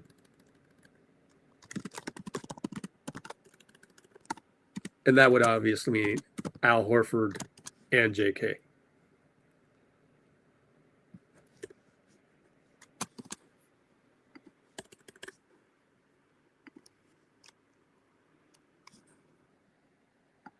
From our Denver win. All right, Dean, got to hop on soon. Where are you? Not here yet. Okay, so I'll, one more time. The Discord, check it out. It's free, although it's all curated down here as the free part. And you can see I've got Mally Leon here already. We've got some highlights from college. Okay, we've got some more things that sometimes it's visual and I keep it in the VIP section, but lekker mal translates to deliciously crazy. And let's go to the VIP section and see what's happening in the NBA.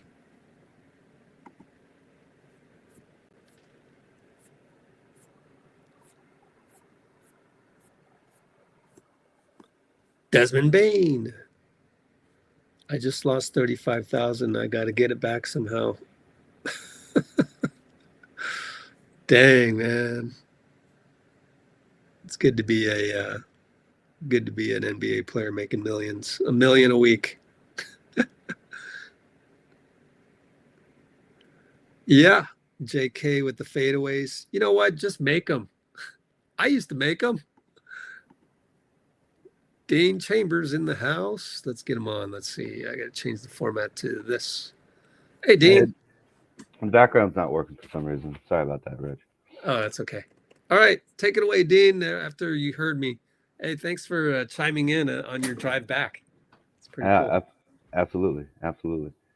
Well, as far as what you were saying about protecting the draft picks, I think that's a very, very important point. You have to, as a franchise, think that when you are in a position where you have a Steph Curry and you have enough young pieces and draft picks and stuff like that, especially kind of after Steph Curry's prime, that you can't just go around using those to like band-aids to fix little, or like duct tape or something to fix little things, on the fly. I think it's a much better concept to, even if it's not Giannis, to wait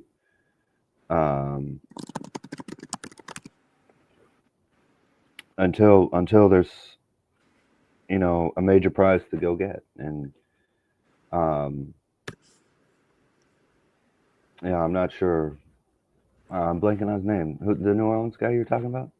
Trey Murphy, right? Yeah, Trey Murphy. Yeah, I'm not sure he's the kind of player. I mean, who knows? But right now, it doesn't seem like he's the kind of player where you would want to do that.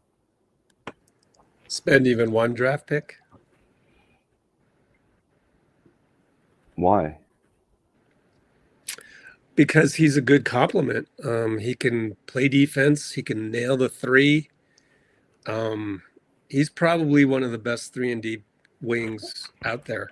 Mm-hmm. So I think he would complement Steph more. But you have he's the Stepien rule, though. He on steroids.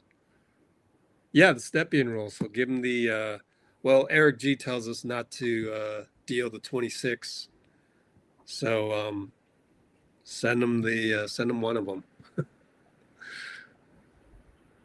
But that limits all the other draft picks you can use.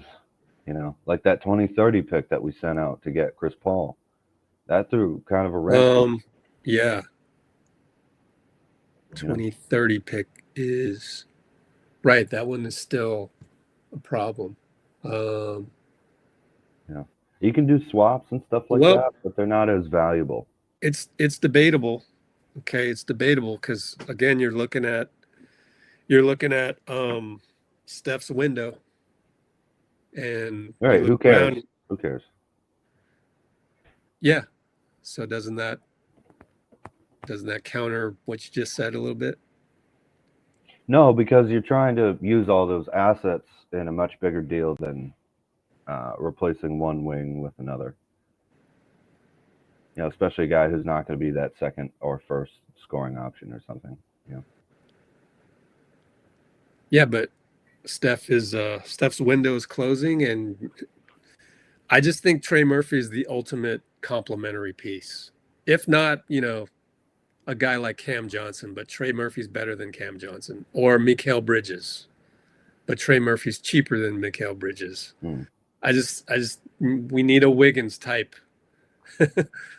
That is probably not Wiggins because he's doing well with Miami, and would be kind of, I don't know. Yeah, would you do Wiggins for Kuminga? Get Wiggins back? Would Miami do that? Uh, See, I think that's, again, you probably have to throw in a draft pick, but you got to make sure you're not getting Giannis. So you got to exhaust, and by then maybe those guys are off the table, but you got to swing for Giannis. I think you have to, just out of the rarity of it. But I don't know. well, Maybe I'll learn something else that changes my mind. another thing is Giannis is not a normal type of good player, all-star caliber player wants to be moved or something. You know, um, he's he's got the ability to kind of control where he ends up. You know, so if he says he wants to come here, that we're in. You know, if he says I don't want to go there, we're out. There's nothing we can do really. I think. You know, it's in his hands a lot more than anybody else's. But so if that's not available, yeah, I'm not sure. I'm not sure what kind of player I'd even want. You know, because it seems like I'd want a wing, but yeah, yeah, that's but a Kerr's lot. not. Kerr's gonna want to play the other guards and wings that we already have. You know. That's not true. Why do you say that? Oh, That's not it not seems like he feels that's not comfortable. certain, huh? That's not certain. The only reason why Will Richard is playing now is because he doesn't make mistakes. He does the right thing. But I would sure love him to be 6'7" instead of 6'3". Yeah. And I think Steve thinks the same way too. So if you do get a 6'7" guy that does everything that Will Richard does, guess what? Will Richard goes to the bench. But it's a good thing to have. We have a strong bench. Hmm. So I think, yeah, no, I mean, if you're going to go out and get a top wing, then, you know, it, I just, Trey Murphy hasn't been available of late. Available to play. No, he hasn't been available in the trade market Oh yeah. Okay. Right. because the Pelicans wanted to, they gave Looney 8 million. They thought this roster would work. Dumars did. So, they weren't willing to part with those. They were willing to part with Brandon Ingram, and then let's see how we do. And everybody got injured, and then now it didn't work. The combination didn't work, and so now I think Trey Murphy's finally available, whereas before he wasn't. But I think we just Hmm. take it a step at a time. Yeah. On day one, you're not willing to, just like you would if you were Dunleavy. You're not going to throw any draft picks out there, and then maybe something happens to the Pelicans where they get a little bit more desperate, and so then you can just do it straight up. Not sure, but we'll see what happens. Yeah. Well, I did actually. You reminded me that you were saying maybe Mobley. That piqued my interest a little. I've always liked him since I was looking at him in the draft for 21. Mhm. Um, I don't know that they do that, but I'm just saying I'm not sure. I'm not sure they a will. lot easier than, yeah, could maybe, I mean, it would, you'd have to entice them. And I don't think that's the type of player that, we're already down the path of Quentin Post, now Horford. So that'd be kind Oh of, well, you'd play Mobley over both of those guys next to Dre. I mean, yeah, but then you'd have too many centers on your team. So then, I just, it shoot just though, seems play double big. I think it'd be okay. Evan Mobley is he that much of an upgrade over like Al Horford? Yes, over Horford. Yeah, I don't know about that. Not for what we do with Steph running around. he's kind of stuck on the team with another center though. Oh, you gotta be kidding me. All right, Shivansh was asking about Wiggs. 28 million for Wiggs. Maybe JK and Pods could do it. I don't know. But then you wouldn't want to do that. You'd want to send Buddy. Yeah, you're right. All right, Dean's back. Hey, sorry. Yeah. That's the thing that happens when you're thinking about trades this early. It's just there's just too many. Yeah, there's too many variables. So I didn't even have Evan Mobley on my card until I looked down the list and passed on Paul George and probably even passed on Kawhi. But like Evan Mobley doesn't jump off the page for me. Like at least dominate us in the game we just played against you, and that didn't happen. So I don't like why go through the trouble of consummating that deal when you've got Horford and you picked Quentin Post at 52nd or whatever he was. So, but yeah, we can go down rabbit holes with anybody right now. But yeah, anything else? There is one more type of trade that we don't normally discuss because of Steph's timeline, and that's trading for assets rather than players right now. Someone did bring that up. Oh, did they? I wasn't able to look. Just briefly. Someone was mentioning, I think maybe Shivansh said, wondering if JK could yield us a first round pick. Yeah, that'd be interesting. Shivansh did just say something that I also think we should discuss is everything plays well when Steph returns and everything goes back to normal. And then he says, and JK fires his agent. Wait, what? Let's not throw rumors out there. What happened?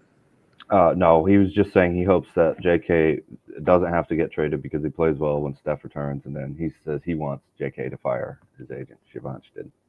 Why? I don't know. He didn't say. Now you're high entropy again. Oh no. Why would you want to fire his agent? What's the what angers you, brother? Yeah. I thought his agent did, got him a pretty good contract.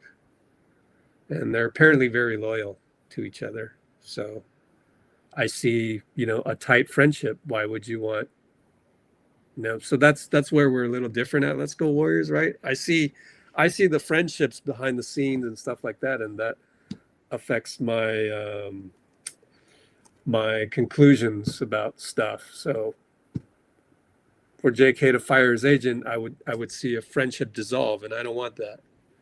So that's why I'm different. I'm not sure why Shivansh said that. Either. It's because Aaron Turner tweeted when Steve didn't play, when Steve subbed out JK to close out the Cleveland game. But I just like JK, I just see a young agent standing up for his client. I think it's more so that than maybe he had a talk with. I'm glad you brought it up, actually, Shivansh. Maybe he had a talk with Steve Kerr and Dunleavy before the season, and maybe they said, "Yeah, we will. We won't do the thing that we did in Denver." And maybe Aaron Turney equated that with what happened in Denver last year, the last Denver? year Denver when JK was actually playing well and he benched him, and then after the game, Yeah. Steve mentioned that, yeah, I probably shouldn't have done that. And so I can see that. And yeah, but look, nobody's perfect.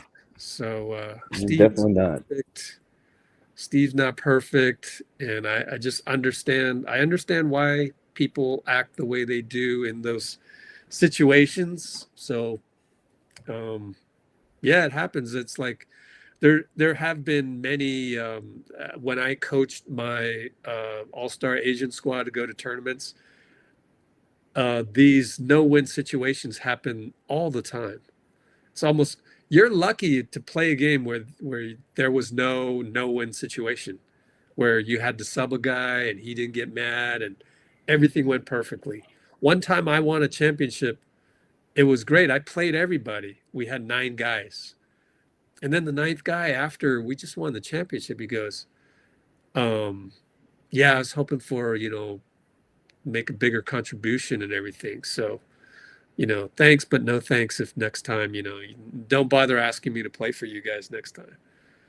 And that's when I learned, like, it's a zero-sum game. Basketball is modern gladiator stuff. So, you just have to try your best and remember that you've got a team, and the team will ebb and flow, and hopefully you win a few more games than you lose. Mm. Yeah, it is remarkable how hard it is to get people to want to win more than have their ego appeased. It's really strange, but it's very difficult. It really is. That's why most all stars are not champions. If you think about it. Yeah, Uncle Looney says that Aaron Turner is unprofessional, and I said, well, you can call it unprofessional, but JK's camp is going to call it loyal. So like I don't have a problem with the tweet, but there are radio stations out there that are going to paint it bad. I'm sure Mike Dunleavy didn't like it. Dunleavy's already talked about on the podium to start the season where, yeah, that's not something I would have done, you know, um, after all the summer drama. But it's like, that's again an example of where basketball, it's modern gladiators, it can get ugly sometimes. It happens with me and Warriors PR all the time. So like we don't agree with stuff. I went there to go watch Seth Curry and share that with you guys, and then I wasn't allowed to. But then again, it's not them making the rules, and I'm sure the NBA has rules for that. They were thinking some other things. So am I going to sit here and be mad at the NBA or the Golden State Warriors PR? No, like they're just doing their job, but I got to do my job too. So it's just that's life. People are gonna, you know, the guy that cuts you off on the road, you don't know what he's going through. Now, it's easy for me to sit here and I look do. at that, look at You're that going from through the lane. 32,000 feet. But what if that guy was, got stabbed and was dealing with a stab wound and was trying to get home? You don't know that. You just have to have grace and just let things go.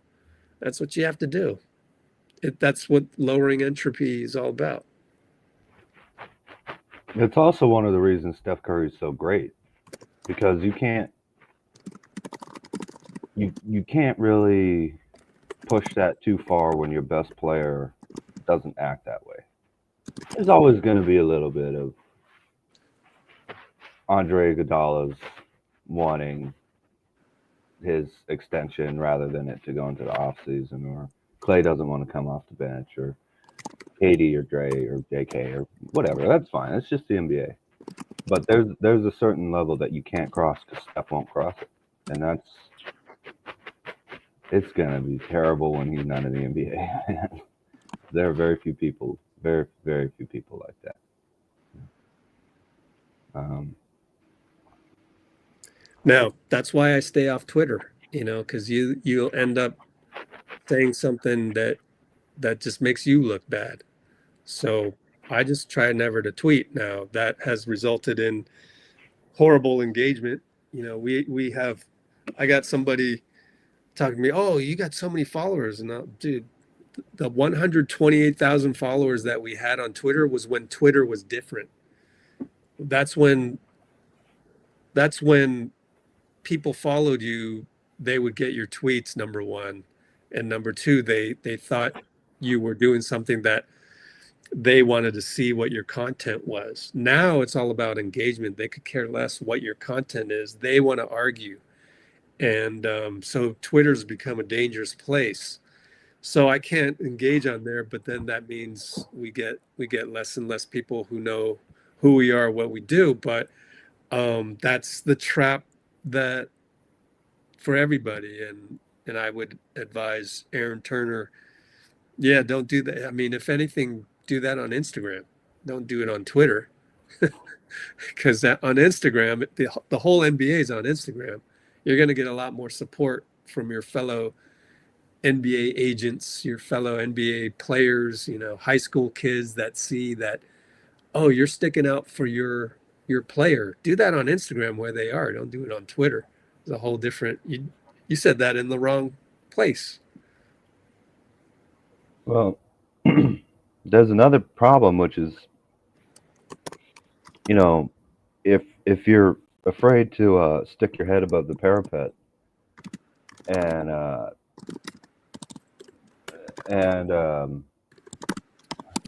especially to go against the crowd, and it's maybe especially to go against a pessimistic, negative, cynical view on any of these platforms, really. I think you get people who want to engage in tearing you down, but don't, it's not a long enough form discussion for you to really understand one another. Unlike here, where, as you were mentioning earlier, just talking all this stuff out helps. I think it helps everyone on here. I know it helps me to understand, okay, did I love Kerr giving Kuminga an already decided DMP against the Bulls? No, but I can understand it from this perspective and that perspective, and you hear Kerr talk, you hear Kuminga talk, we talk it out together. People bring up good points, but we work it out together like real humans, rather than just spray painting, insults on the wall of a bathroom or something. And I think the same. I think that's why this trade stuff works out so well, is because we prepare it in a way where it's open-ended enough, but it's also focused enough where we can actually come to some conclusions. Like, maybe we should keep our powder dry and not make a huge move and just see how it works until, well, at least until we get a little bit of run with Steph, Melt, Jimmy, Steph, Dre, JK, Moody, QP, Horford, all those guys actually being available, because they haven't played together yet, and that's not something that I was thinking 48 hours ago. It kind of felt like, well, maybe we should just move on from the JK situation, just to remove the tension. And now it's like, there's not really a huge amount of tension there.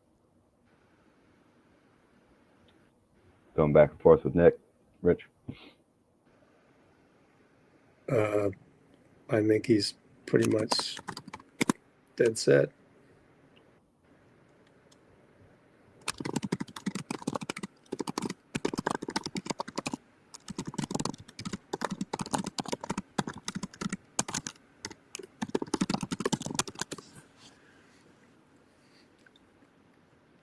Mate. Yeah, mate. All right. Do Australians think that adding mate gives them a certain status He level? might be British. I think mate is Australian, isn't it? Oh, Rich. Don't. It's just He like might be Australian though. every time I see somebody end up with mate, like it's like, oh, okay, so it's like, I don't know, like the vernacular or something. Like I go to Oakland and some dude looks at me and good, you know, says something that's of the street. Like, don't mess with me because, okay, fine. Mate. You got it. All right, I'm done. 2 hours and 5 minutes. I was hoping to stay on for 45. But thanks for joining, Dean. It was good to get your take on things. It's been a while. I just wanted to hop on and Yeah, it has been. And I haven't even finished editing our first one. So, gosh, how long will it take for me to edit this one? It's going to take forever. But maybe I'll just cut it off at some point. We'll see. yeah. Well, hey man. Oh, I still haven't. Oh, I forgot. I've been so busy. I still haven't called you about formatting of some of these, which I think might make it a little easier. But oh, I didn't take it the wrong way. You're just saying that I talk slowly. It's all good. But yeah, I mean, if you need any help with anything, obviously let me know, Rich. And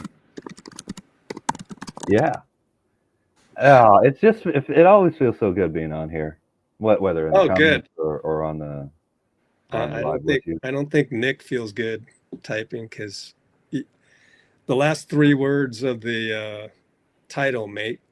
But I'm not here. Once we get in the position where you're trying to make the other guy feel bad, that's all I would ask of you, Nick. Don't try to make me feel bad about my conclusion that Steve Kerr, if we were to play the Denver Nuggets tomorrow, that he would just start the same 5 that just won the game against the Nuggets, which was actually the discussion at that point was about Kuminga. I was trying to make a point. People are saying Kuminga's trade value is down and this and that. I totally disagree with that. You'd be a pretty misinformed general manager in the NBA if, for example, you are the Pelicans, you are the Hornets, and you don't think, or the Kings or the Suns, which has been reported, you don't think JK could help your team right now. JK could probably help the Detroit Pistons in their top 4 in the East right now. You know, he could help a lot of teams. It's just the fit. You got to understand that. It's just so obvious to me. And I don't know.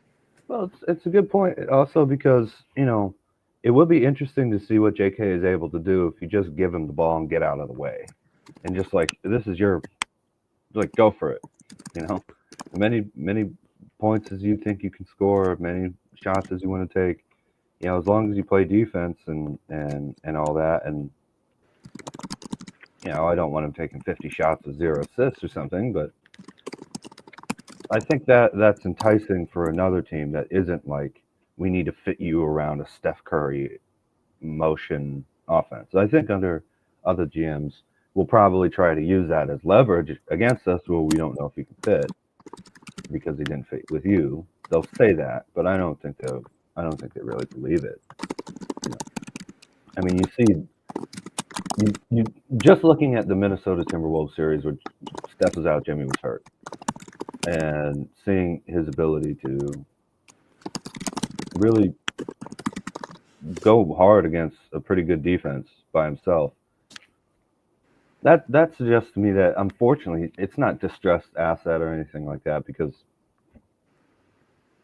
it's not like something bad happened here, but I think we'd be able to call their bluff on like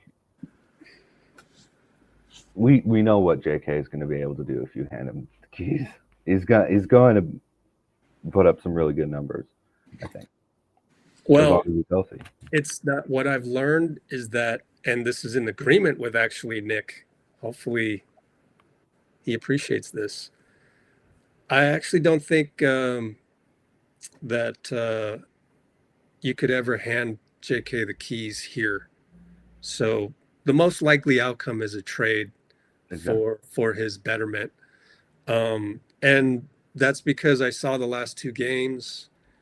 And if you're designing Mark Dagno calls it a program, but if you've designed an ecosystem that revolves around, glad this got brought up, see, so sometimes it's good to get into chats that seemingly are go into a dark place, but technically glad that you brought it up, is those two wins against Cleveland and Chicago, and even the almost win against Philly, it just showed to me that okay, the whole way of not messing around and keeping the ecosystem even in Steph's absence, so that when he comes back, you don't mess up a guy like Gee. Because like to give JK the keys would be to okay, Gee, you stand over there and let's get JK and Buddy going. But no, we're still doing other stuff. We didn't see a Buddy to JK screen though, but we did use Pat, and Pat in the pick and roll seems to be working through the traditional, point guard pick and roll initiation thing. Mm. And we maybe there's a good reason why we don't always see Buddy and JK. I don't know that that's something you can just run over and over again versus you can probably run Pat Spencer with QP pick and roll over and over again. Well, Yeah, maybe Kerr's just not changing the JK. system. He's not changing. Yeah. He won't do it. So I Um, don't. so there's no point really in Yeah. asking him to change it too much. Anyway, he's not just not Yeah. going to do I just the only thing I was doing was bring up all these examples, all these thought experiments, which gets back to the title of this live is just that I don't want people to hate JK just because he's having a bad stretch of 8 for 32 from the floor and DNPs and his, Oh, and he'll get his better agent is too. mad. He'll get Like better. Yeah. that's I guess I'm trying to just teach love, man. Yeah. Like, Exactly. we can still go into the next game rooting for the guys. I guess mainly I'm not worried as much about that because people tend to do that. I'm just saying the narrative in between games. Can we still make it the same as going into a new game, or do we have to have all these complaints? It's Sunday to Friday. So we're excited with the game on Sunday. We're definitely going to be excited to play Minnesota on Friday, and we'll forget about all this stuff. But like, why do we always have to go back to these discourses and narratives Monday, Tuesday, Wednesday, Thursday? Like, is it because everybody else is back at work and they got to deal with all those battles? So that's just the way it is, in America or first world countries or something like. Again, that's like Uh, we're different, right, Dean? It's just like Monday through Thursday. I still want to love my team, and I still want to talk about the stuff that leads up to Friday, Monday through Thursday. So that's we when, have had a lot of time off. Yeah. But yeah, I think it's maybe a little simpler than that. Just um, you know, people had a lot of takes on the Warriors from 2015 onwards on staff, and you want to keep betting for or against them. And when you're not at a championship level now, it stresses people out, because that's what they expect every game. And that's a great burden to have because it means you won a lot, but it's also heavy because you, you you're living in up to past expectations in a way, and that if you want to win, you're going to have to deal with that. I hope we have to deal with it with a whole new set of players in the 2030s and 40s. You know, that'd be great. But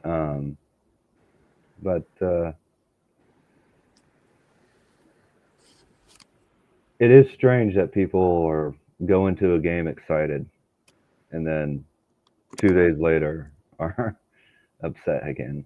You know, that might just be being bombarded by, because you have to remember, people are seeing all these little comments that we'll never know about, seeing all these little short videos, all these little, Twitter things and rage bait and stuff that they can't even explain to you why they're feeling the way they're feeling. It's not like, oh, I remember when someone said this to me.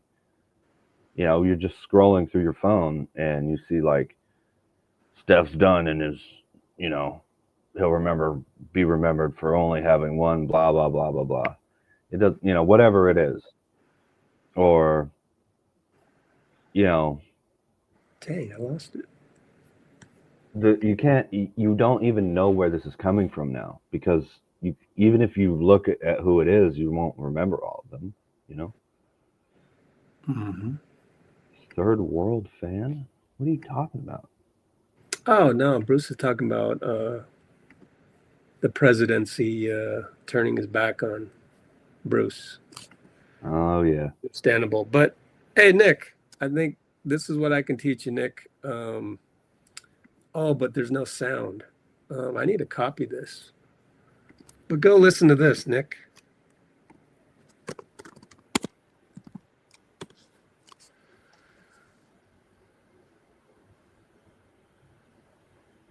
Man.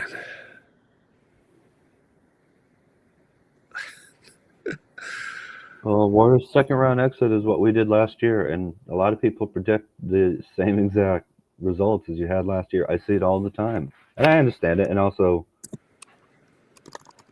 yeah, you know, um, I'm sure that a lot of the people around you are saying similar things. So I get it. Those are the people you talk with, and that's that's fine for you. Um, but at the beginning of the season, no one could have foreseen that we would have gotten Jimmy Butler last year and gone. It was 23-8, right? No one ever gets that number right. I think it was 23-8 to end the season, and actually beat the second seed Rockets. No one could have predicted that. Won a game against the Timberwolves where Steph had 13 points in 13 minutes, and we were looking pretty good, honestly. Um, Now then we'd have to run into the Thunder had we won that. You know, right now maybe you're right, but if we get Giannis, all these bets are off. And what's the point? You know, you can't. You wouldn't have wanted to have to stay locked into the same opinion you have now if we get Giannis Antetokounmpo, and that is how you pronounce his name. It's Greek, by the way, but that's a whole different story.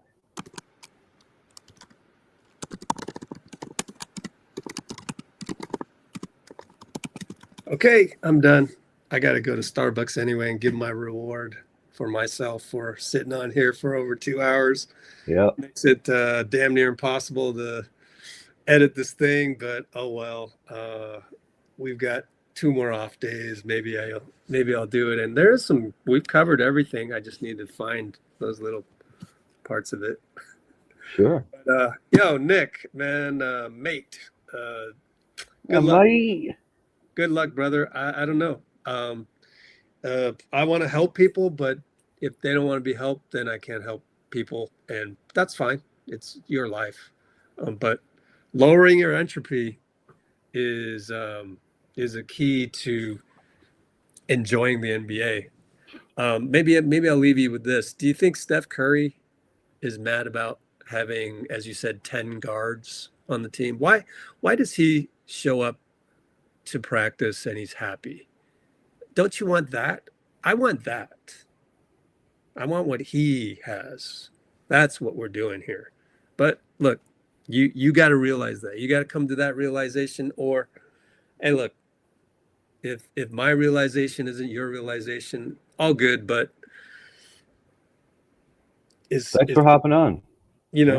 It's go check out the Instagram right here, Money Long, J. Cole. Like J. Cole would leave the room that you're in, and I don't know.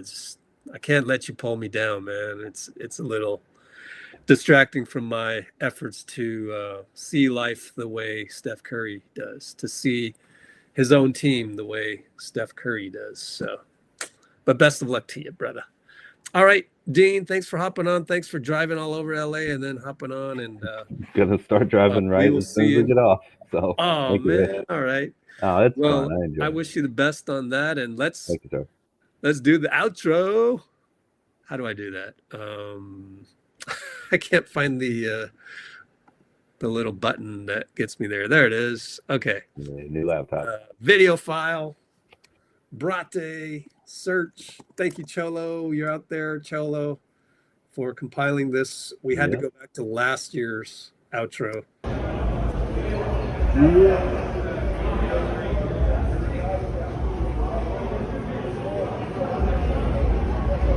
Brate. Let's go. Today he came back. He came here today talking about how he got a new blicky. For the uninformed, what's a blicky? How you don't know about no blicky, man? You had a blicky? You told me you had a blicky growing up. Yeah. You was a shooter. A strap. Yeah, that's a blicky.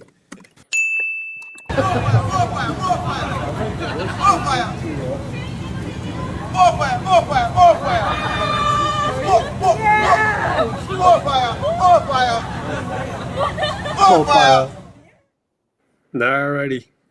Brate. See you, Dean. See you, Rich.